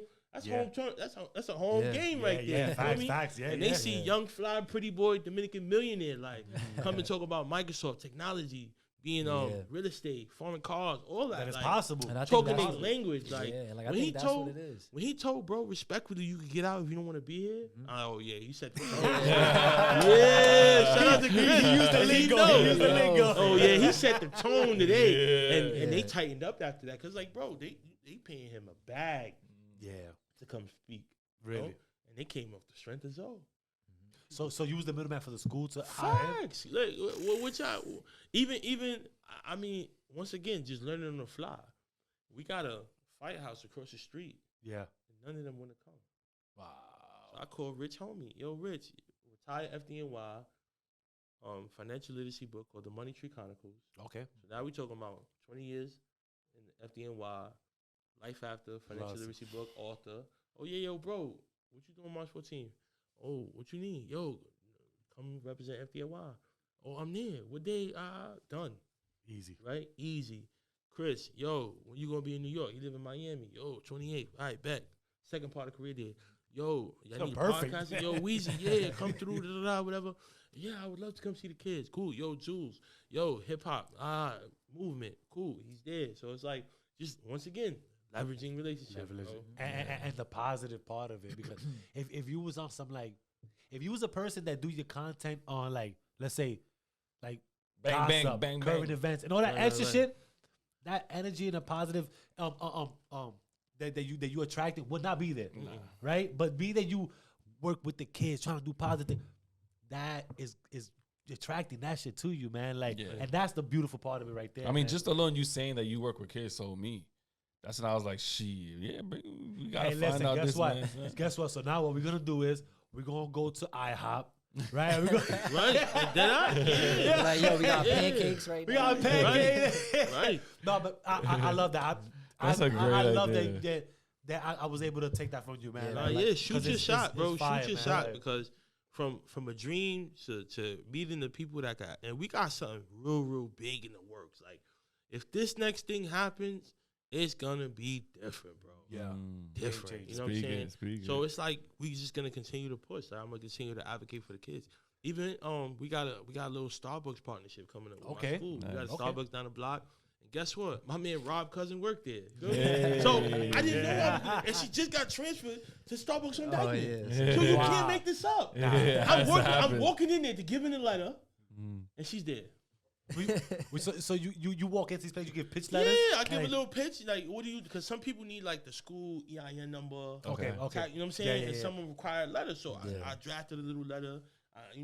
I'll take Subway off it and put. You know what I mean? You could, Yeah, you yeah, could, yeah, you could, yeah, you nah, could, nah, yeah, yeah. you could edit the letter. You Flip know what I that. mean? So Yeah, it's yeah. like, yeah, like so paying attention, right? People like, yo, why not dunking? I ain't see the kids with dunking like that. I'm at the entry where the kids are swiping every day. So you and see what's going Starbucks. on. So why wouldn't I go to Starbucks and be like, hey, we got this little perfect attendance thing going. Why don't you know what I'm saying? 20 kids, 30 kids. How many kids? Yeah, your Listen, kids come here all the however time. you can. But even if it's 10 a day, free drink, whatever it is, you know what I'm saying? It's a local business, support, and they ain't coming here anyway. But now we showing some positive incentive. Do they fund? Do Do they something that fund they that? Or like. would you fund that? Like when you do those type of I've things. funded a lot of events at my school, but Starbucks picked that bill They up. picked You know that what I mean? Even I got a little 50% off at Chick-fil-A once. You feel me? Okay. And that's just sending an email like, yo, I got a bunch of kids, perfect attendance. I want to come. Yeah. And they send me a little. You know what I'm saying? It's just trying. You feel me? Yeah, you never You know. know, and for me, like, look what trying has gotten me. Mad far. Close mouths don't get fed, man. don't, Like, pause, bro. like, You gotta try. They don't. If what is a no? Listen, right now, if you don't ask, that's automatic no. You know what no is? Yeah, Next opportunity. exactly. That's what no is. No is next opportunity. Yep. Drop a ball for that. That's a fact. Next opportunity. Next opportunity. You know what I'm saying? Don't take no for an answer. You keep moving. Don't let it hurt you. Honestly, Motherfucker gave me the chills, bro, when he said that shit, son. that's a shit. fact. That's the first time I heard that, but that's a Yeah, you know what's a no? Next opportunity. Next opportunity. You gotta That's keep it. going. You gotta keep shooting, on. bro. Like One person may Got say to. no. The next one is going to know your vision, see your vision, right. and just go for it. I mean, it's just like the basketball game. You could have a bad first half and a great second half. I mean, like Yeah. There you go. that's just how it goes. You know go, what yeah. I'm saying? So it's not how you start; it's how you finish. Damn. And I've seen literally from a simple email, you know, from putting myself out there, from listening to my mentor to actually having a 501c3. Like, I didn't send pizza to have a nonprofit. I sent a pizza to help. Right, Feel right, me? right. It just turned into all of this stuff that I had to adjust on the fly. Elevated. Feel Yeah. me? But it's funny because before I wanted to be a second grade teacher, I wanted to be a dean. So you already Right? knew you wanted to be. Yeah, but I was cutting the line. I was not. I was like, oh yeah, I got this idea, so I'm just gonna do it. But that's not how it worked. Right, I had to right. go do what I didn't want to do. I had to go teach, lesson plan, do all of that, create sites of excellence, build the relationship through sites of excellence, to then be like, yo, I want to leave construction as a project manager, and no, shout out to Shay Bruno, and she's like, yo, there's an opening at my school. That's crazy. So I built those relationships to be a dean through sites of excellence. So, yo, you left. Wait, Okay, wait, I- wait, wait. Because I was gonna ask that right now, but yeah, Wait. You left from becoming a project manager. And I'm pretty sure you was getting. My man, Life dumb is people good. make racks, bro. Because my wife is in school for that. Right. From that to becoming to dealing with these little picnics. You know what it was? Shout out to Latia Construction. I love them. They near dear to my heart. We were doing pizza parties in their buildings. Ah, okay. Okay. So it was already manifested. It was Yeah, already. It yeah. was. It I was just already in needed. play. I needed that because I'm one. So shout out to the fucking haters at Latia too. Let's go. We need that too. We need that too. Lorenzo gets to leave work early on Friday. Yeah. But I'm not. I'm leaving to go. I'm still working. You feel Yeah, me? yeah, Like, yeah. but I get it. I'm out of here at 1 o'clock on Friday. But I'm going to get pizza and take it to the kids in the building in Highbridge. Like you But home, it go was fucking do Latia's. shit. It was Latia's idea to support the organization. Nice. It's like, yo, they like this nigga too much. Like, I know that's what those white dudes was thinking. Like, yo, this nigga, yo, bro, This dude snitched on me, bro. Ah, Snitched, like flat out snitched, bro. And it's crazy because in Damn. construction, you work on site, right? So people that work in the office and work on site is two different worlds. Way Like different worlds. it's us. It's Off Experience against the world. You know what I mean? yeah. Now when you go to Off Experience corporate, those are different people.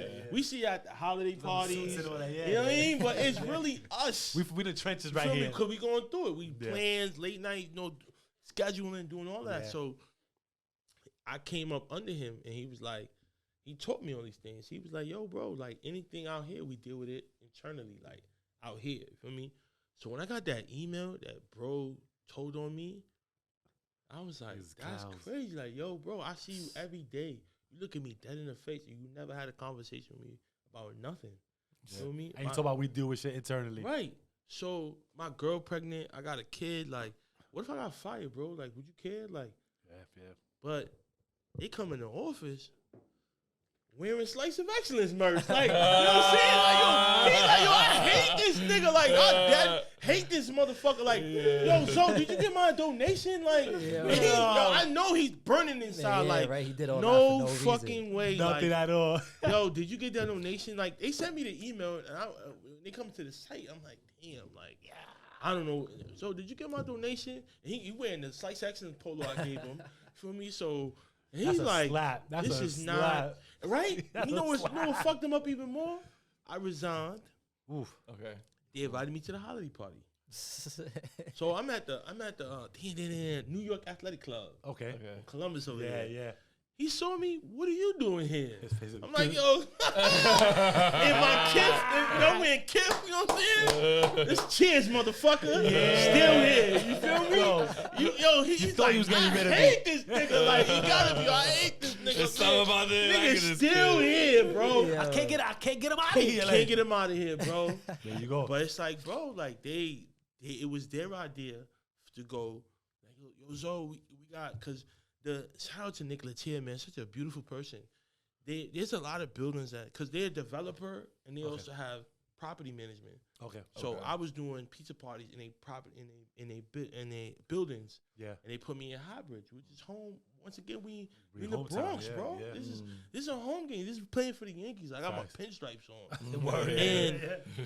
And there's kids really going through it though. You feel me? So now we got you go, bro. You got kids in the building bringing in certificates, perfect attendance, whatever certificate they got, they showing it every month to go to these pizza parties, bro. Nice. And I did 30 kids, They look 40 forward to kids, that 50 shit. kids, 60 kids, families, like, and we supporting local pizza businesses and we doing all these things. So it's like Nice. that was tough for that man to accept. Like, you know what I'm saying? Like, that was a hard it pill to was hard pill to swallow. swallow. buddy. They still fucking with Zoe, and they still supporting his organization. You see me at the holiday party. I'm saying you drinking your bum ass Bud Light over there. So, I mean, they got good whiskey in here, man.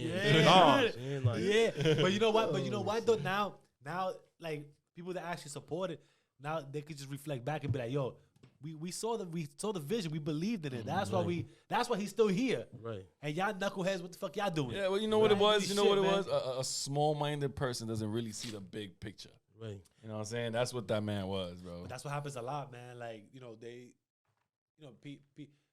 shout out to the haters. Listen, let's put it like this. I love we you. need them because they're gonna put more attention to us. I love Right. you guys. Right? They're gonna put more attention to it. Yes. But don't be a hater. Like, I say that, but I will say this. Don't be a hater. You better off supporting more than just hate on somebody. because Seriously. That ain't it. No, yeah, for sure. That ain't it. And then you gonna look stupid when this man, a man like this comes by and he slaps you all the accolades that he just did and you just hate on him this whole time. Right. For no reason. Right. Last person you expect to see at the Like, holiday you know party, what I'm right? saying? Like, Like, you walk in with your yeah. shirt, nigga, like, yeah, I'm here. His jaw's like this. Yeah, right. You thinking this the nigga's fuck? gone? He's like, yeah, he's never coming back. Right. Right. You see I was it? surprised. I even replied to the invite. Like, they was like, of course you can come. Yo, you family. We love what you do. And we still want to support Slice of Excellence. So I even replied, like, was this automatically? It's like, nah, like, I sent it to you. And, and that's the Wow. owner's daughter. Like, I sent this to you directly. Like, of course you can come. Wow. And of course I went. You know, not a lot of people will question that. Like, is this an automatic? Like, are you fucking with me right now? Nah, son? I thought, but it And was being no that doubt. being that you resigned and all that Yeah, shit Yeah, too. but Like, they were so supportive because because I was going. It was not like I was going to another construction company. Yeah. I was going to education. Something I mean, different, I was yeah. going to where I belong. Like they were like, "Damn, this is so good for you, Zoe. Like you going exactly where you belong." You know what I mean? There you And go. then Mr. Haterade, well, how much you making over there? And like, if I could say SMD to him, I would. But you know, we don't do the Frank stand over here. But it's like, damn, bro, you still on that. It's not, and it's not about the money. That's the shit. Like the It's not purpose at all. here is The movement. the movement, right? Like Yeah, you elevation. got more out of that. I would think than just being in construction. Nah, for sure. You know what I I'm need. saying? Like- I wanted that feeling more often. Like you was here and you came down to then come back up. I was right because Yes, sir. you it must have been a drop from construction to Yeah, for project sure. manager. For school, sure. doing the school. There definitely is a drop. You know, those corporate bonuses do hit. You know what I'm saying? But Yeah, word. Like, But you know, I God always sees me through, bro. Like I'm a bet on myself every single time, and I haven't missed yet. You know, I've been through the trenches by myself, but God has always been there with me, and that's what faith is. Because no faith goes untested. facts. Yeah, Dude, and that's your merch too. That long That's a sleeve. fact. So I'm Bet on definitely yourself, need man. that They in too. the Bet trunk on right now. yourself. I'm on my Nipsey Hustle. You Yeah, know? yeah, In yeah, the trunk yeah, right yeah. now. You know what I mean? Yeah. Oh, shit. Right, nah, it's true though, man. But like, how do you go from like elementary school right to now being a dean in high school? Because I know that's two It's different types of perfect, worlds. bro. Because you could tell them niggas about themselves. Yeah, Like, and you see life really come full circle. Like, you know, dudes is crashing out with girls, doing too much. This is really when I knew, like, oh yeah, I'm here. When I got there, all the beads and the flagging, I'm like, yo, y'all allow this? And the principal didn't know. wow. So all the kids, oh, he's a snitch, he's the ops, he's this, but it cleaned up the culture. Okay. Because we don't got all these beads and bracelets and all that Different going on. face of it. I was shocked because the era we come from. Yeah, Yeah. yeah. We don't do all of that. You Yeah. feel me? I mean, you do, but when you do that, you know what comes with that. Yeah. You feel me? Yeah. And when I really knew that I was really, really going to make an impact, I told this kid about the dangers of false claiming. I said, listen, bro, they're going to make an example out of you. Pay attention. Like the dude that wants to earn his stripes and really like show the set that he's gang. oh yeah, he's itching right. He's gonna violate That's you, the pit bull. and you not gonna see it coming, and you're not ready for that smoke, because No. you don't understand what comes with those consequences, right? Or what comes with false claiming. And there's 2 high schools in my building, so a kid from the other high school had gotten pressed. They popped his beads, and they popped on him, and the kid saw it.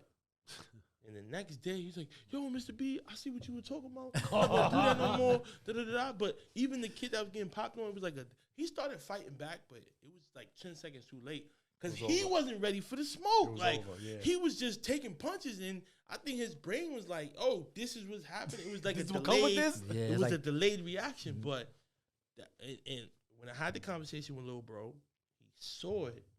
He's like, yo, I'm out. And that was that little bit of game that I got to give him, because I'm like, yo, it's a dangerous game you playing. Yeah, yeah. And you don't understand the severity of false claiming, of going saying something that you're not, and you don't know what's gonna come of that, and you don't know what they're willing to do for you, do to you Too, yeah, yeah. to prove that point. Yeah. And you don't understand that point. She was You're getting not bad. really in. You feel me? It can start here inside the school, just you getting beat up, and after school, they just might want more. yeah. Next thing you know, you get shit up, stand up, and now you in a And then, like different also situation. like guilty by association too. Like it's a lot of situations is like that. Like even I got put in a situation like that in high school. Like got popped on, and I ain't even know like dude had beat me or anything. He just cause I was fucking with this dude. But it should be crazy like that though. Like Right. The fair one era is sadly over. It's done. It's done. Yeah. Too many Super done. cameras. Dudes can't fight. Dudes can't fight. To be honest. Nowadays, I'll be honest. No, you're right. You're But right. even since you in high school being a dean, right? Comparing from how it is now to when you was in high school, is it a big difference? Yeah, it's a huge difference. I mean, Fuck these yeah. kids have a lot more freedom Okay. to wear what they want to wear, express themselves. You know, things aren't so color sensitive, you know, as they were in our era. Like if you had the black and red Barclays with a red polo and a Cincinnati Reds hat, you was blood. Like Yeah. That's a fact. that's it. Like that's just that's the fit. It's like some LA You culture feel me? type yeah, shit. Yeah, Put some Or you colors had hat the on. Dodgers hat on and some Griffies and whatever, or some royal blue foams. Yo, Like, Yeah. you know, all of that was associated with gang culture, you know, and now kids get to, you got black and yellow fours, Thunder fours, and those aren't Latin King fours. Those are just Thunder fours. You know what I mean? They got things that they could express themselves more, but I would say these kids are more sensitive, so they're more emotionally imbalanced. Like, Okay. they're gonna boom you, as they say. Like, you know what I'm Yeah. saying? And they not gonna think twice. You feel me? Like, Why do you feel that? I know you said essentially banners. Why do you feel like the feelings will get hurt that fast? right, they're cowards. You know, they're cowards. right. They can't fight. There's no OGs really giving them the good information. Like, yo, hit the 30 in the box and you straight. Like, y'all could be friends after that. There's no one. There's more people throwing lighter fluid on the fire. The gaslighting this shit. Gaslighting the shit. Like, I think those people are criminals too. People that are taking situations. Yo, you gonna let him talk to you like that? Yo, Yeah, the how you instigators. gonna, instigators. Instigators should go to jail too. Yo, you know what? I'm fucking with you on that. Right, one. For real, I because swear to God, bro. they're not gonna hit you on the JPay when you inside. You feel me? They're gonna be like, "What's JPay?" Yeah, that's how you know you don't hold nobody down. You feel me? Sidewalk Zoe knows what JPay is. Sidewalk You know what I mean? Zoe. And I automate my JPay for my friends. You feel me? So my yeah. friends ain't never struggling on the inside because I'm gonna send you something every week. Yeah. You know what I mean? And I'm gonna answer those emails and I'm gonna write you back and hold you down and look out for you. You feel me? But there's people that are talking about, yo, I only got cash. You're like, bro, you're just not a good person. Stop That's what Yo, that is, bro. the Tell world we truth. live in now, stop lying. Yo, man. excuse, Bro, like, excuses builds the house of lies, yo. I'm telling you, Yeah, man. but like, do you feel like social media plays also a role in that though? Like how these kids are acting and like they seeing like all these gang shit online and the Yeah, drill music. it's crazy. A kid the other day, bro, I'm like, bro, like, this is all you're not doing no work in class. You just watching wild drill stuff. and that's why when you walk out this building, you on go. Because look what you're consuming. Feel me? But for me, social media is to network and connect. Like, I'm a DM away from Next deal. interviewing somebody or the next deal. Like, and to be honest, I say this sometimes, but I don't think people have really caught on to the method to my madness. Like, it's the power of a comment. Like, you write an extensive comment that someone can't look past, they gonna be like, what did he just say? Like, I gotta like that comment back, and then you having a little comment conversation, you DM them the answer, next thing you know, you interviewed the master investor. Like, Yo, you're right. Straight like that. You know I'm, what I mean? I'm learning that now because right So many now times. I'm throwing a whole lot of comments on some shit. Cause I've been telling me, yo, you gotta start commenting on people's shit. So I've been like, this is one dude, man. He's a workout dude. You be putting in the pain, #pain. I comment on all his videos, bro. And the crazy thing is, he writes right back to me. Mm-hmm. And I think the more and more I comment on his video, I'm gonna end up having this guy on this podcast. Yo, seriously, will, bro. You will. I'm telling you, you will. It's I would crazy. say, I interviewed King Tone. For me, like, Okay. you Really? feel me? Like, That's they know- crazy. Yeah. I was Really? actually looking Listen, at a video of his, like a few weeks ago. I'm not gonna lie, bro. That's Yo, crazy. That's an interesting fucking story. Nah, though. it is. And I then want to ask you too, like how you getting these interviews, like That's- literally from like, cause I ain't gonna lie, I see it from like my generation. You interviewing people from cause I'm 22 years old. Facts. So I'm seeing people from my generation that you having on the podcast, y'all generation, and just like different generations. So the fact that you could like be, The adjust- nucleus. You're yeah, like the for real, just nucleus, be bro. I'm every- bridging the every gap, It's like the bro. guy. Yes, it's like Bridging the the gap. connection. bridging the gap So, for everything. I'm with the youth. I'm extremely intentional. Okay. And I don't feel like when it comes to the youth, I'm coming down. Like, a lot of people look at it that way. Like, well, I'm here and the youth are here, so if I want to I'm better understand than them, I have to come down here. Yeah. No, you don't. Like, you just coming to a level of understanding. Right? Even with the guests that I bring to the school, it's understanding that I need to put somebody in front of you that you're gonna relate to. Yeah, that you're gonna true. understand, that you're gonna wanna listen to. You feel me? So when it comes to the podcast, all the OGs were former street niggas that are now on the sidewalks with Zoe. You feel me? Like, what they had to go through but they right there next to me now. You feel me? Like, the way that I was thinking the whole time, you had to learn at a later point in life. But guess what? We both think the same way now. We both want to be present fathers, financially free, do things for the community, do the right thing. And that's what we both on the same frequency now. Even though, look at me and Albie out. That's Yeah. the bro. For me, mad, you know what I'm saying? Great interviews. I go to his listening parties now. I get to be VIP and stuff. But he went this way. And I was always this way. But now me and Albie out right here. You feel me? Dice Peso, all of these guys. You feel me? So I'm take here to different learn and routes for like the understand. same outcome. Because the I even same like outcome. because I even like how you said it, like you said earlier in the episode when you said that some people will go this route and you go this route, but we'll still meet at the full circle. Mhm. I like that. I respect that 100%. I'm embedding that in my head because that right there. No, So yeah, that's tough. we all gonna have the meeting points, and even shout out to my OG Cuba. You know, I used to do security with him, and it was his idea for me to interview King Tone. Mhm. So he has a couple ties to him here and there, but ultimately I found King Tone's email. I emailed him. He emailed me back. Nice. And he told me, you know, when he was gonna be in New York, and we made it happen. And he actually reached out to me like 48 hours. He's like in and out of New York Okay. because obviously there's still people that aren't the biggest fan of King Tone. Feel me? Yeah, yeah. But pretty much. even though for me, I just wanted to. That's why it's good for you guys. Stay true to your intentions. Yeah. Feel me? Because as long as you know your intention, however the world perceives it, people may get it, and some people may not. That's why when my sister called me Reverend and all of that, I understand my intention. Right. And people that got it, now I'm gonna align myself with those people because those people get it. Yep. Can I say something? You saying I want to say something real quick, like, and it's just to everybody because the fact that people try to be different, and you said the intent, right? Right.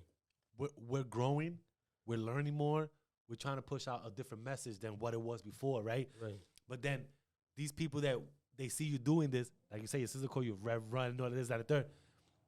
You're judging me for who I was, right? And not seeing me for my growth, right? So you're dismissing that message that I'm trying to send because of a perception that you had of me, whatever the case, right? And we got to stop that, man. Like, people are allowed to grow.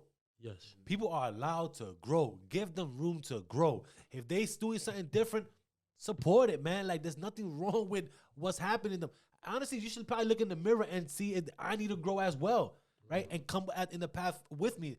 But don't neglect none of that stuff that somebody's trying to do because they're trying to do better, man.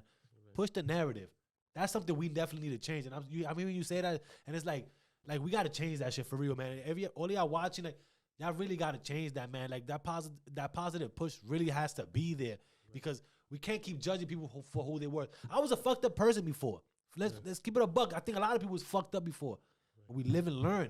We start going off experiences and we start building off of that, right? And we try to be better people now, right? So let's focus on that, right? And not focus on what it was before, man. That's really what I wanted to say because I'm listening to you that saying, I'm like, that's stupid when people do that shit, man. Like, It's nigga business, as I like to call it, bro. Like, people, we got to move the culture forward. yeah, And man. we got to embrace new frequencies and new ways of being and being a present dad. You know what I'm saying? Hearing you guys talk about your kids, that's fly. You feel me? Because, once again, there's a lot of real niggas that run blocks but don't take care of the kids. Facts. That's not gangster, bro. There's nothing gangster about that. Facts. So when I say therapy is gangster, it's me taking a spin on the word gangster as something that's more constructive, more positive, something that actually applies to raising healthy children. You feel me? Children that know they pops. You feel me? That people that see their dad at dinner multiple nights of the week. You feel me? No matter what, you know, I'm a make sure that I have dinner with my son. You feel me? He could tell you that. You feel me? Yeah. And I bond. Me and Hendrix, my firstborn, like, I bonded strong. You feel me? Yeah. And he acts like me, and he has, you know, a big personality. Super helpful at school. Like, you know what I'm saying? A kid that they always say, like, any new kid, Hendrix is gonna sit next to you. And he's gonna tell you, yo, this is water system, this is this is that, this is where you put the blocks at, like, just super helpful. Where did he get and that there from, was, though? and right, you know, just watching me, but there was never a conversation that I had with him. You don't have to, though. You feel me? That's the shit. That's He the knows beauty it. of that. That's the beauty of it. It's the example you setting. Yeah, Yeah, and they're young too, so they everything that they seeing, they're gonna implement that into how they act in school and Or in everything. their everyday life. Because even the conversations I have with my wife, my son sees that. Mind you, he's 8. At 5, 6 years old, he has his little savings in his little wallet, his Iron Man wallet that he got. So his grandfather Why you always calling tells him on his Iron Man wallet, bro? because his Iron Man wallet is tough. I ain't going front though. It's better than my wallet because I don't even have one. But his grandfather always bugs him like, yo, bring your money to go buy something from the store. He tells him straight up, I can't touch that. I gotta save that money for the house. just like that, I gotta help mommy and daddy buy the house. And it's because the conversations me and my wife be having. Right. He hears that. Yeah, he's on the TV and he's like this, stuck on the TV. Right. But he turns around and he looks at us. And he goes, all right, cool. I know the mission. I see the mission. I'm on that mission too. Let's get it. Yeah. So every $10 grandma gives me, every $10 auntie gives me, or Titi Theo gives me, I'm putting it in the wallet. Yo, we gonna get this house. Right, beautiful. To this day, he has that vibe. He knows we gotta get this house. And I love instilling that into his head. But I also gotta instill into his head it's okay to be a kid. Right. You know? Don't worry about it. I got it, but don't worry about it. I don't want you to keep thinking, mommy and daddy, we gotta get this. Right. Live your life, bro. Right. You know? And I love that accountability as a parent. You feel me? Like, parents be telling you to go to college, but got no bread for it. Like, that ain't it, bro. Like, it's true. It's true. Half the shit you want me to do, you got no money for it, bro. Lying, bro. Feel me? Yeah. And that's the only negative thing that hurt me about my dad is that, I'm saying, he helped so many people. I mean, he brought mad ungrateful motherfuckers from Honduras over here that didn't even fucking go to his funeral. I mean, he spent a bag. Bro, you know what, 11 people, 11 flights, an apartment for 2. Nigga paid off an apartment for 2 years. Nah, yeah? What? Oh. Yo, Pops did the grand American Pops, layout for these people, bro. And niggas ain't go to his funeral. He made it easy for them. Yeah, he's too easy. Wow. You know, feel me? But you would think coming here with a leg up, apartment paid for 2 years, like unheard of, bro. Pop really, that's why I know he died in peace, bro. That's what gave me peace, is because, you know, no one goes before their time. But he also fulfilled his dreams, which is to bring his sisters to America. But, bro, he brought his sisters, their husbands, and their kids. Wow. Feel me? Like, nobody was left behind out there. You feel me? He got sisters that didn't want to come. You feel me? That was like their choice, then. That's their choice. But the ones that did come, bro, like, y'all better. So now nobody ever rolled out the red carpet like that. Ever. So now we see where you get it from. Right. Where you got your Pops gift was from. the plug, for sure. Yeah. For me. But I've learned to be more selective than Pops, for me. There you go. Okay. But when you evolved from that, you looked at that as I took that as we're going to help. We need to help each other. But not everybody deserves it. We got to be selective. Yeah. And also, once you paint a picture of yourself, I'm not going to let you paint another. Yeah. Facts. And you had to be the special one, too, because you were a junior, right? I'm him, bro. Exactly. Yeah, my father had other sons. I'm the only Lorenzo. Exactly. You know what I mean? All them niggas got sharing names and I shit. was about to say that,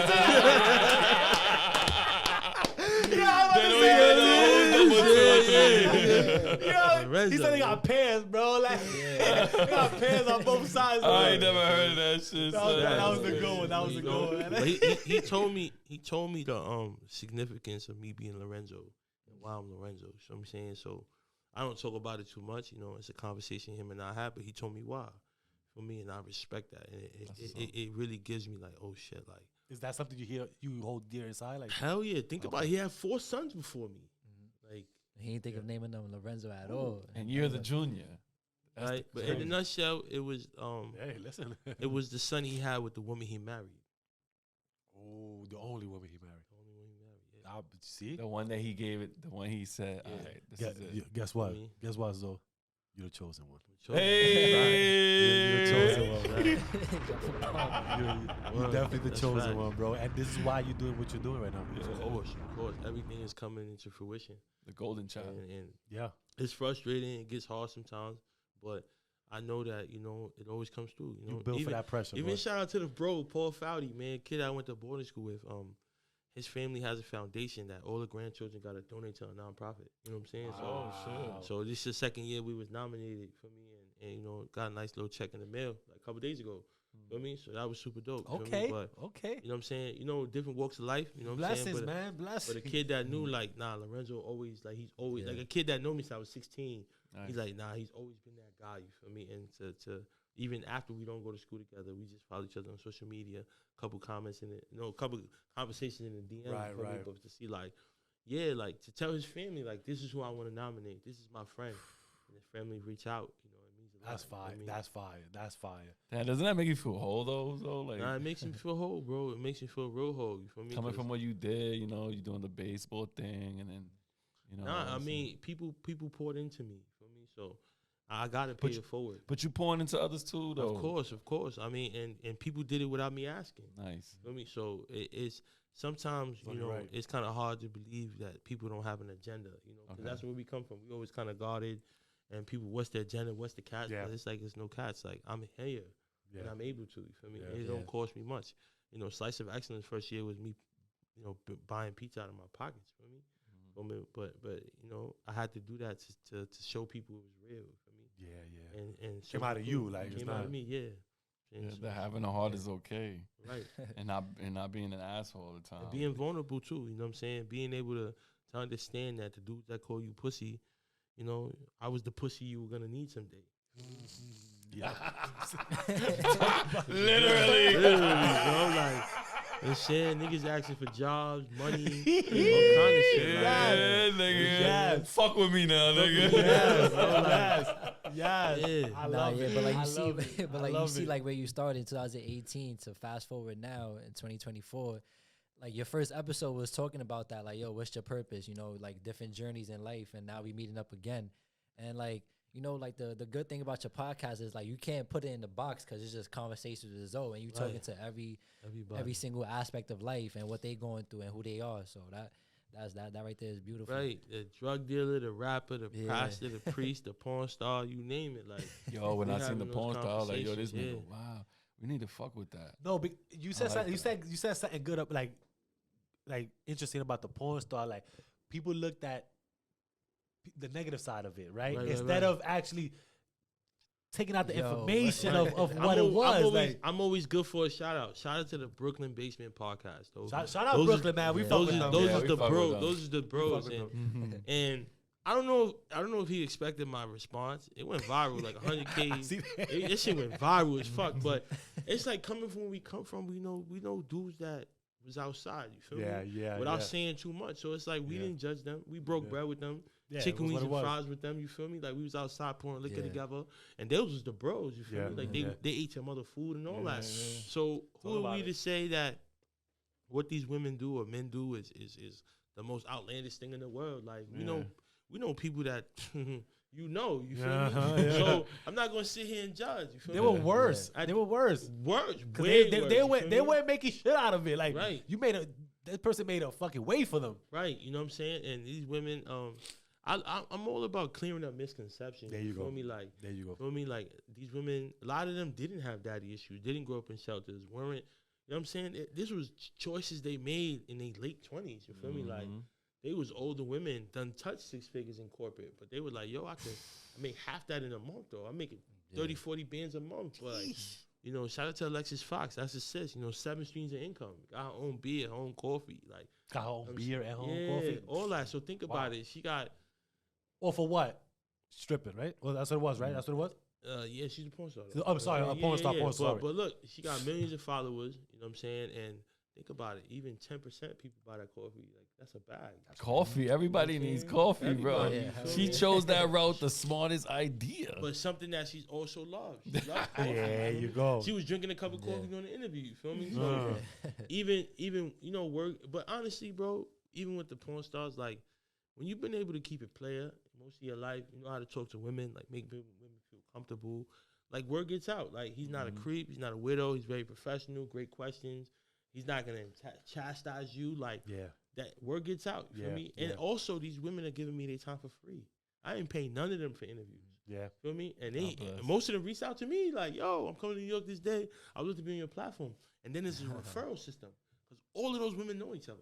You know me? So from one to one to one to one to one, it kept going. It kept going, yeah. Then I got into school and I was like, I gotta chill. You know what I'm saying? Watch out this summer though. it's gonna The get crazy, it's gonna get Patreon will be crazy. buzzing this summer. Talk about it. Buzzing, but I was so hot at the time. It's crazy because it's crazy. I reposted 2 clips today from my Mistress Marley interview. Okay. The financial doms. You know, she had homie as human furniture. Like he was sitting there as a footstool. He was there. Yeah, he was sitting there. I was- You gotta watch that I interview, bro. It's crazy. I'm definitely gonna watch that shit now, bro. It was to the point where he was sitting here, his butt was facing me. Nah. Respectfully, bro, like you gonna have to turn the other way. But he was there, masked up. You know what I mean? I'm like, nah, bro. Like, but he was there, so serviceable to her. And she just had his feet on his back. He was sitting for an hour. You know what I Wow. mean? But he got there at 6 p.m. I'm like, whoa, I'm saying, but good dude. You know what I'm saying, He spoke? when spoken to. Oh, okay. You know what I mean? Whoa. And it's crazy because when I met her outside the studio, I was asking her to come on the show. Right? Yeah. Shout out to Dirty Street Confessions too. They long on, they wilding in the podcast. Yeah, they fucking But, hilarious. I met her when she was coming out of that podcast, and I was like, "Yo, I would love for you to, come on my podcast. You could bring him too."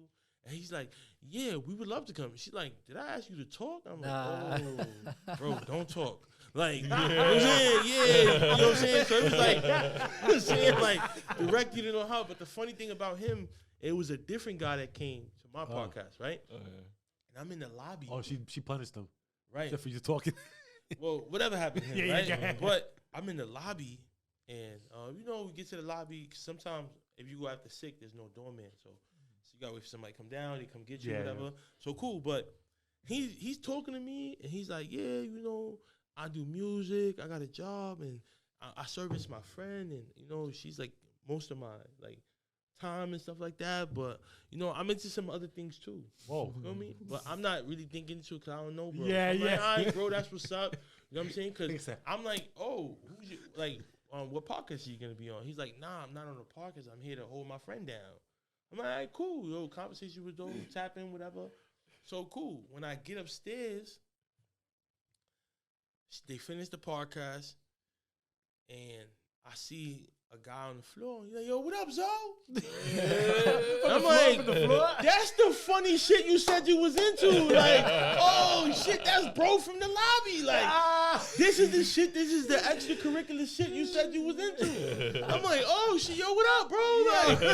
Like, but I'm like, I didn't. It was just a crazy moment. Like an hour later, bro, he got a leash on a collar on with a Nacho Libre mask on. He told me, "Yo, what up, Zoe?" This is why you never know. You never know. You never bro. know if the person in front of you, you don't even know what they're going through, what they're doing, bro. Like that's. I would have been crying, but like screaming, stop playing, bro. dude. Like, Screaming. he's on the floor, like yo. Right. Nah, brother. Chill out, That was wild. I gotta check that episode out. Yeah, Mistress Marley, man, she's super dope, man. But it's true though, man. Like you get, regardless of what people doing, man. Like 7th stream of income. Listen. Yeah. What are you gonna say about that? Like cashing out. You know what I'm saying? Like, what are you really gonna say about that shit? Happy. You know what I'm saying? Come on, great man. person. And those are professions. Right. Those are professions. Hey, listen. Quite frankly, everybody done watch fucking porn. And everybody like facts. So for you to be hypocritical, right, to watch that and then judge the person that you know that does that or whatever is very fucking wrong. Yeah. Right. You know what I'm saying? Like it's very wrong, bro. That's sad character. So let's think before we judge. Right. Things that we do like, we judge for, right, and publicly, but privately. We do it, whatever it is, right? Like having a good old time. You know what I'm saying? Like, stop playing, man. Like, stop playing, man. That's crazy. Yeah. So how does the connection with Mommy's Network and American New happen? Oh yeah, shout out to my publicist, man, Miss Montana. Yeah, it's through her relationships, So she's growing as well. She has partnerships and things that she has going on, and yeah, she connected me with American New, and they liked the podcast, and it was like, yo, we're going to put you out there, whatever. And it just happened, you feel me? So I'm very, very thankful for Miss Montana, a person that reached out to me and was like, yo, like, I just want to grow together. And what the beautiful thing about us is that, like, she's put me in rooms I haven't been in, but I've also put her in rooms she hasn't been in. You feel me? Like, nice teamwork. Even like when we was at Vegandale last year, you feel me? And I just had a media pass, you feel me? But the media, it's like the stage is here, and you gotta hang around this barricade. So you're not even on stage or backstage, nothing like that. But me being there early, I was able to cultivate relationships. Once again, security. Yo, what up? How you doing? I'm conversation with Zoe. So like, they like, yo, come over here, Zoe. Like, you know what I'm saying? Being cool with them. Boom. Next thing you know, I meet Styles P. I meet Rick Ross. I meet Corda Raid. Like, my publicist gets there. Yo, come over here. Come on stage with me, right? And Rob for my, you know what I'm saying? I'm like, I'm watching the stage scheming like live in person. Nice. And it's like just an amazing opportunity. And but she got me that media pass. So it's like, yo, like, take that and times it by 10, you feel me? So a lot of people don't do that. They don't want to work, you feel me? And the thing about is she gonna work and I'm working too. You feel And me? you took that opportunity to work. Right, facts. It wasn't there for pleasure. Yeah, Right. you was having fun, but Yeah. I got an agenda right I now. had a great time. You know what I'm Had a saying? great Let's time. go. And bro, no lie, we should go there and sell nutcrackers next year. They was selling fake Henny and that shit. I was throwing up when I got home. Swear to Yeah. God, bro. What? They was selling fake Henny in there, bro. Fake Henny. Yeah, they $15 nutcrackers. And it wasn't Henny, bro. I don't throw up ever, bro. Niggas threw some E and I J in got that home, shit, bro. I was Like, like, yo, son, I'm bro, I'm fried That's right now. bad. And mind you, I'm high off life. I dapped Yeah. up. Styles P gave me some great advice. Rick Ross, all that, and I just feel sick, bro. So we could definitely go there and make a killing, bro. What? Real shit. some Like, real sell nutcrackers. drink, yeah, sell drinks for 2 hours, bro. They selling shit $15 a pop over there. You make a bag. You make a bag out of that shit, bro. Drop that shit to 10 and go have fun. Go have You know fun. what I mean? Facts, bro. Drop the price, celebrate, because the profit margin is gonna be crazy anyway. Too much. Come on.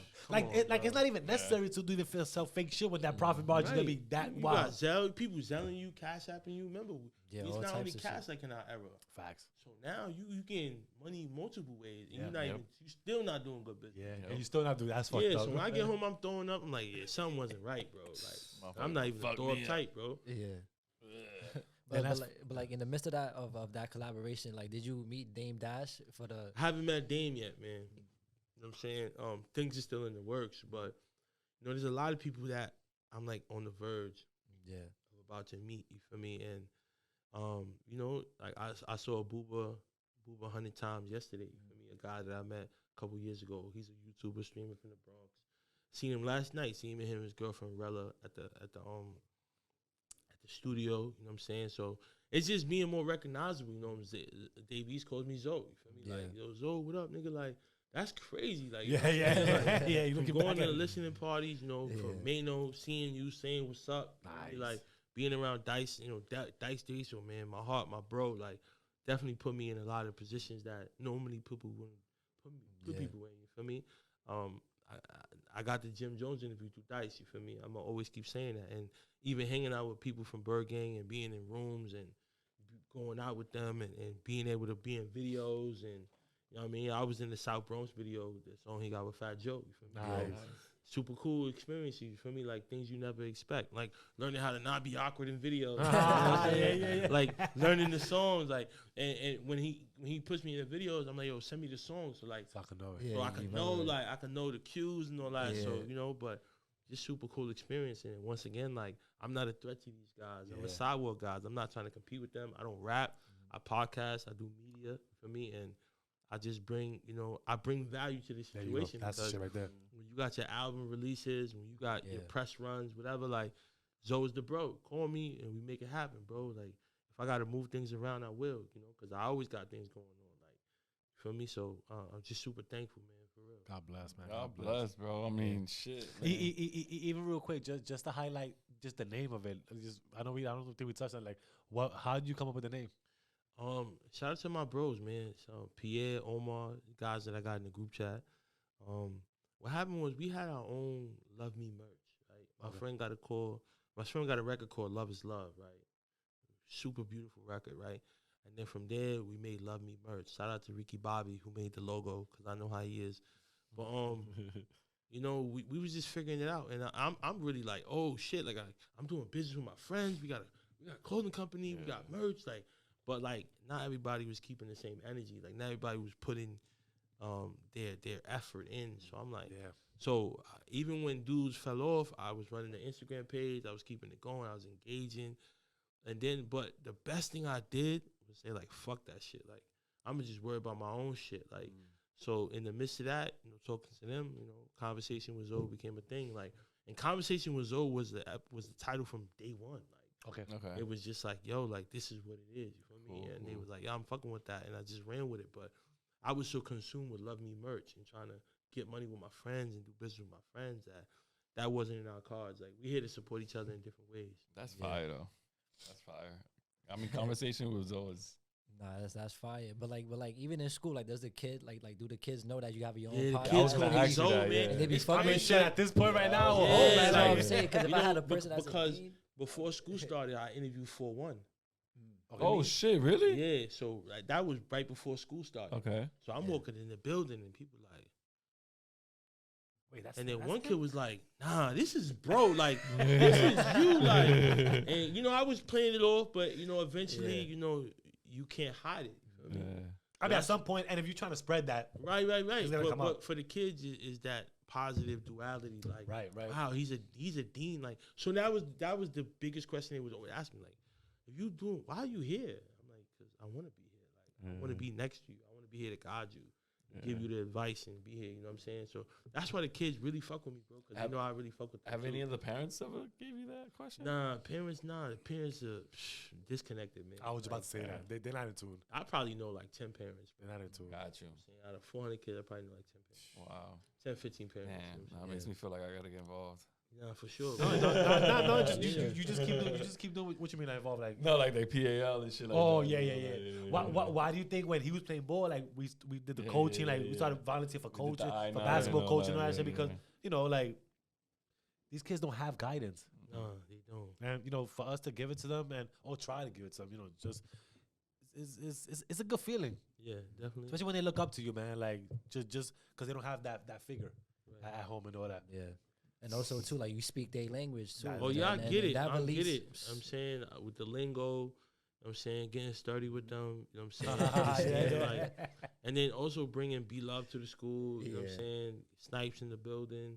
Shout out to Cuts and Slices. you know Cut to what I'm saying? slice. Like, Shout out to cut slices. they came to the school for Christmas. You know what I'm saying? My friends coming through. You know what I'm saying? We got more shit in the tuck. for Got a me. couple of connections, bro. Yeah, Like, we facts, gonna facts. connect for real, bro. Yeah, Like, you know what I'm saying? So Like, it's just like, once again, leveraging relationships, bro. Yeah, like yeah. being good to people where people could be like, nah, I'm gonna pull up for Zoe. Like Zoe really is about it, and he really Yeah, does embody the things that he says. Be Like he's just genuine, not man, saying like, it, Nah, you got like people Fucking- attract generosity. you got angel wings and a heart of gold, Nice. bro. Keep flying, man. For appreciate real. it. And bless people with your touch, cause Yeah. conversation with the Zoe is where it's at. That is only up from here, man. 6 years in the making, man. Like, God bless with that 6th one, year man. anniversary coming 6th up year soon. anniversary Bro, coming man, up we about to soon. make a movie, Yeah, it's a movie. Word. So listen, Zoe, man. Like, before we get out of here, man, like, I always ask everybody, like, in a couple of words, man, like something positive to the audience, man. Like, leave them with that.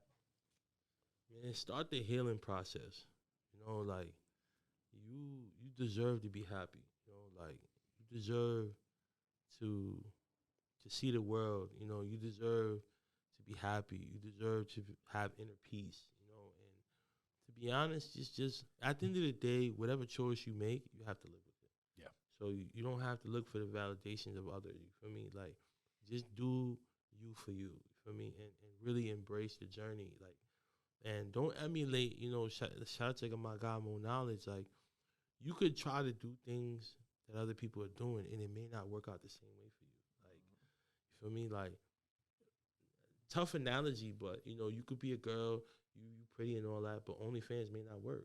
You feel me? Like, you could grab a pack, hit the block, and it may not work. You feel me? Like, you don't know how to be on point. You don't know how to stash things. You don't know. You know what I'm saying? You living in your mom's crib, so you hiding shit from her. She probably threw some shit out. I mean, you don't know how to pay your plug first. And you know what I mean? Like, you don't know the structure to it. once again, Sidewalk Zoe, you know, he knows. You know what I mean? But at the end of the day, you know, seek for validation from yourself, you know what I'm saying? And put God first. Biggest thing is good, put God first. Because I know people look at me and they want me to give them this blueprint, but my blueprint starts with God. And I'm going to keep saying that. Yeah, you always say that too, even like on your everywhere, on your YouTube, Everywhere. on all I'ma media, jack that. God first. God is the everywhere. plug. That's a I fact. said faith and actions Right. Faith without work is equals dead. results. That's a fact. Faith without work is dead. Faith without work is filthy dead, bro. Yeah, Like, for me. you know what I mean? So yeah, man. Zoe, bless you, man. Thank you for coming, Thank you dude. so Like, much, man. I a lot appreciate of you wisdom, guys. man. Like, yeah, man. Thank you, man. 'Cause like you said, people just, you know, you took your time off to come over here and bless our podcast, man. So wherever you want us, you know, we could return the favor back. We here for you, man. Like, we appreciate you coming. So with that said, peace, bless, love. You already know my slogan. Give thanks to that man above. Live, love, prosper, y'all. Peace, man. Right, yeah.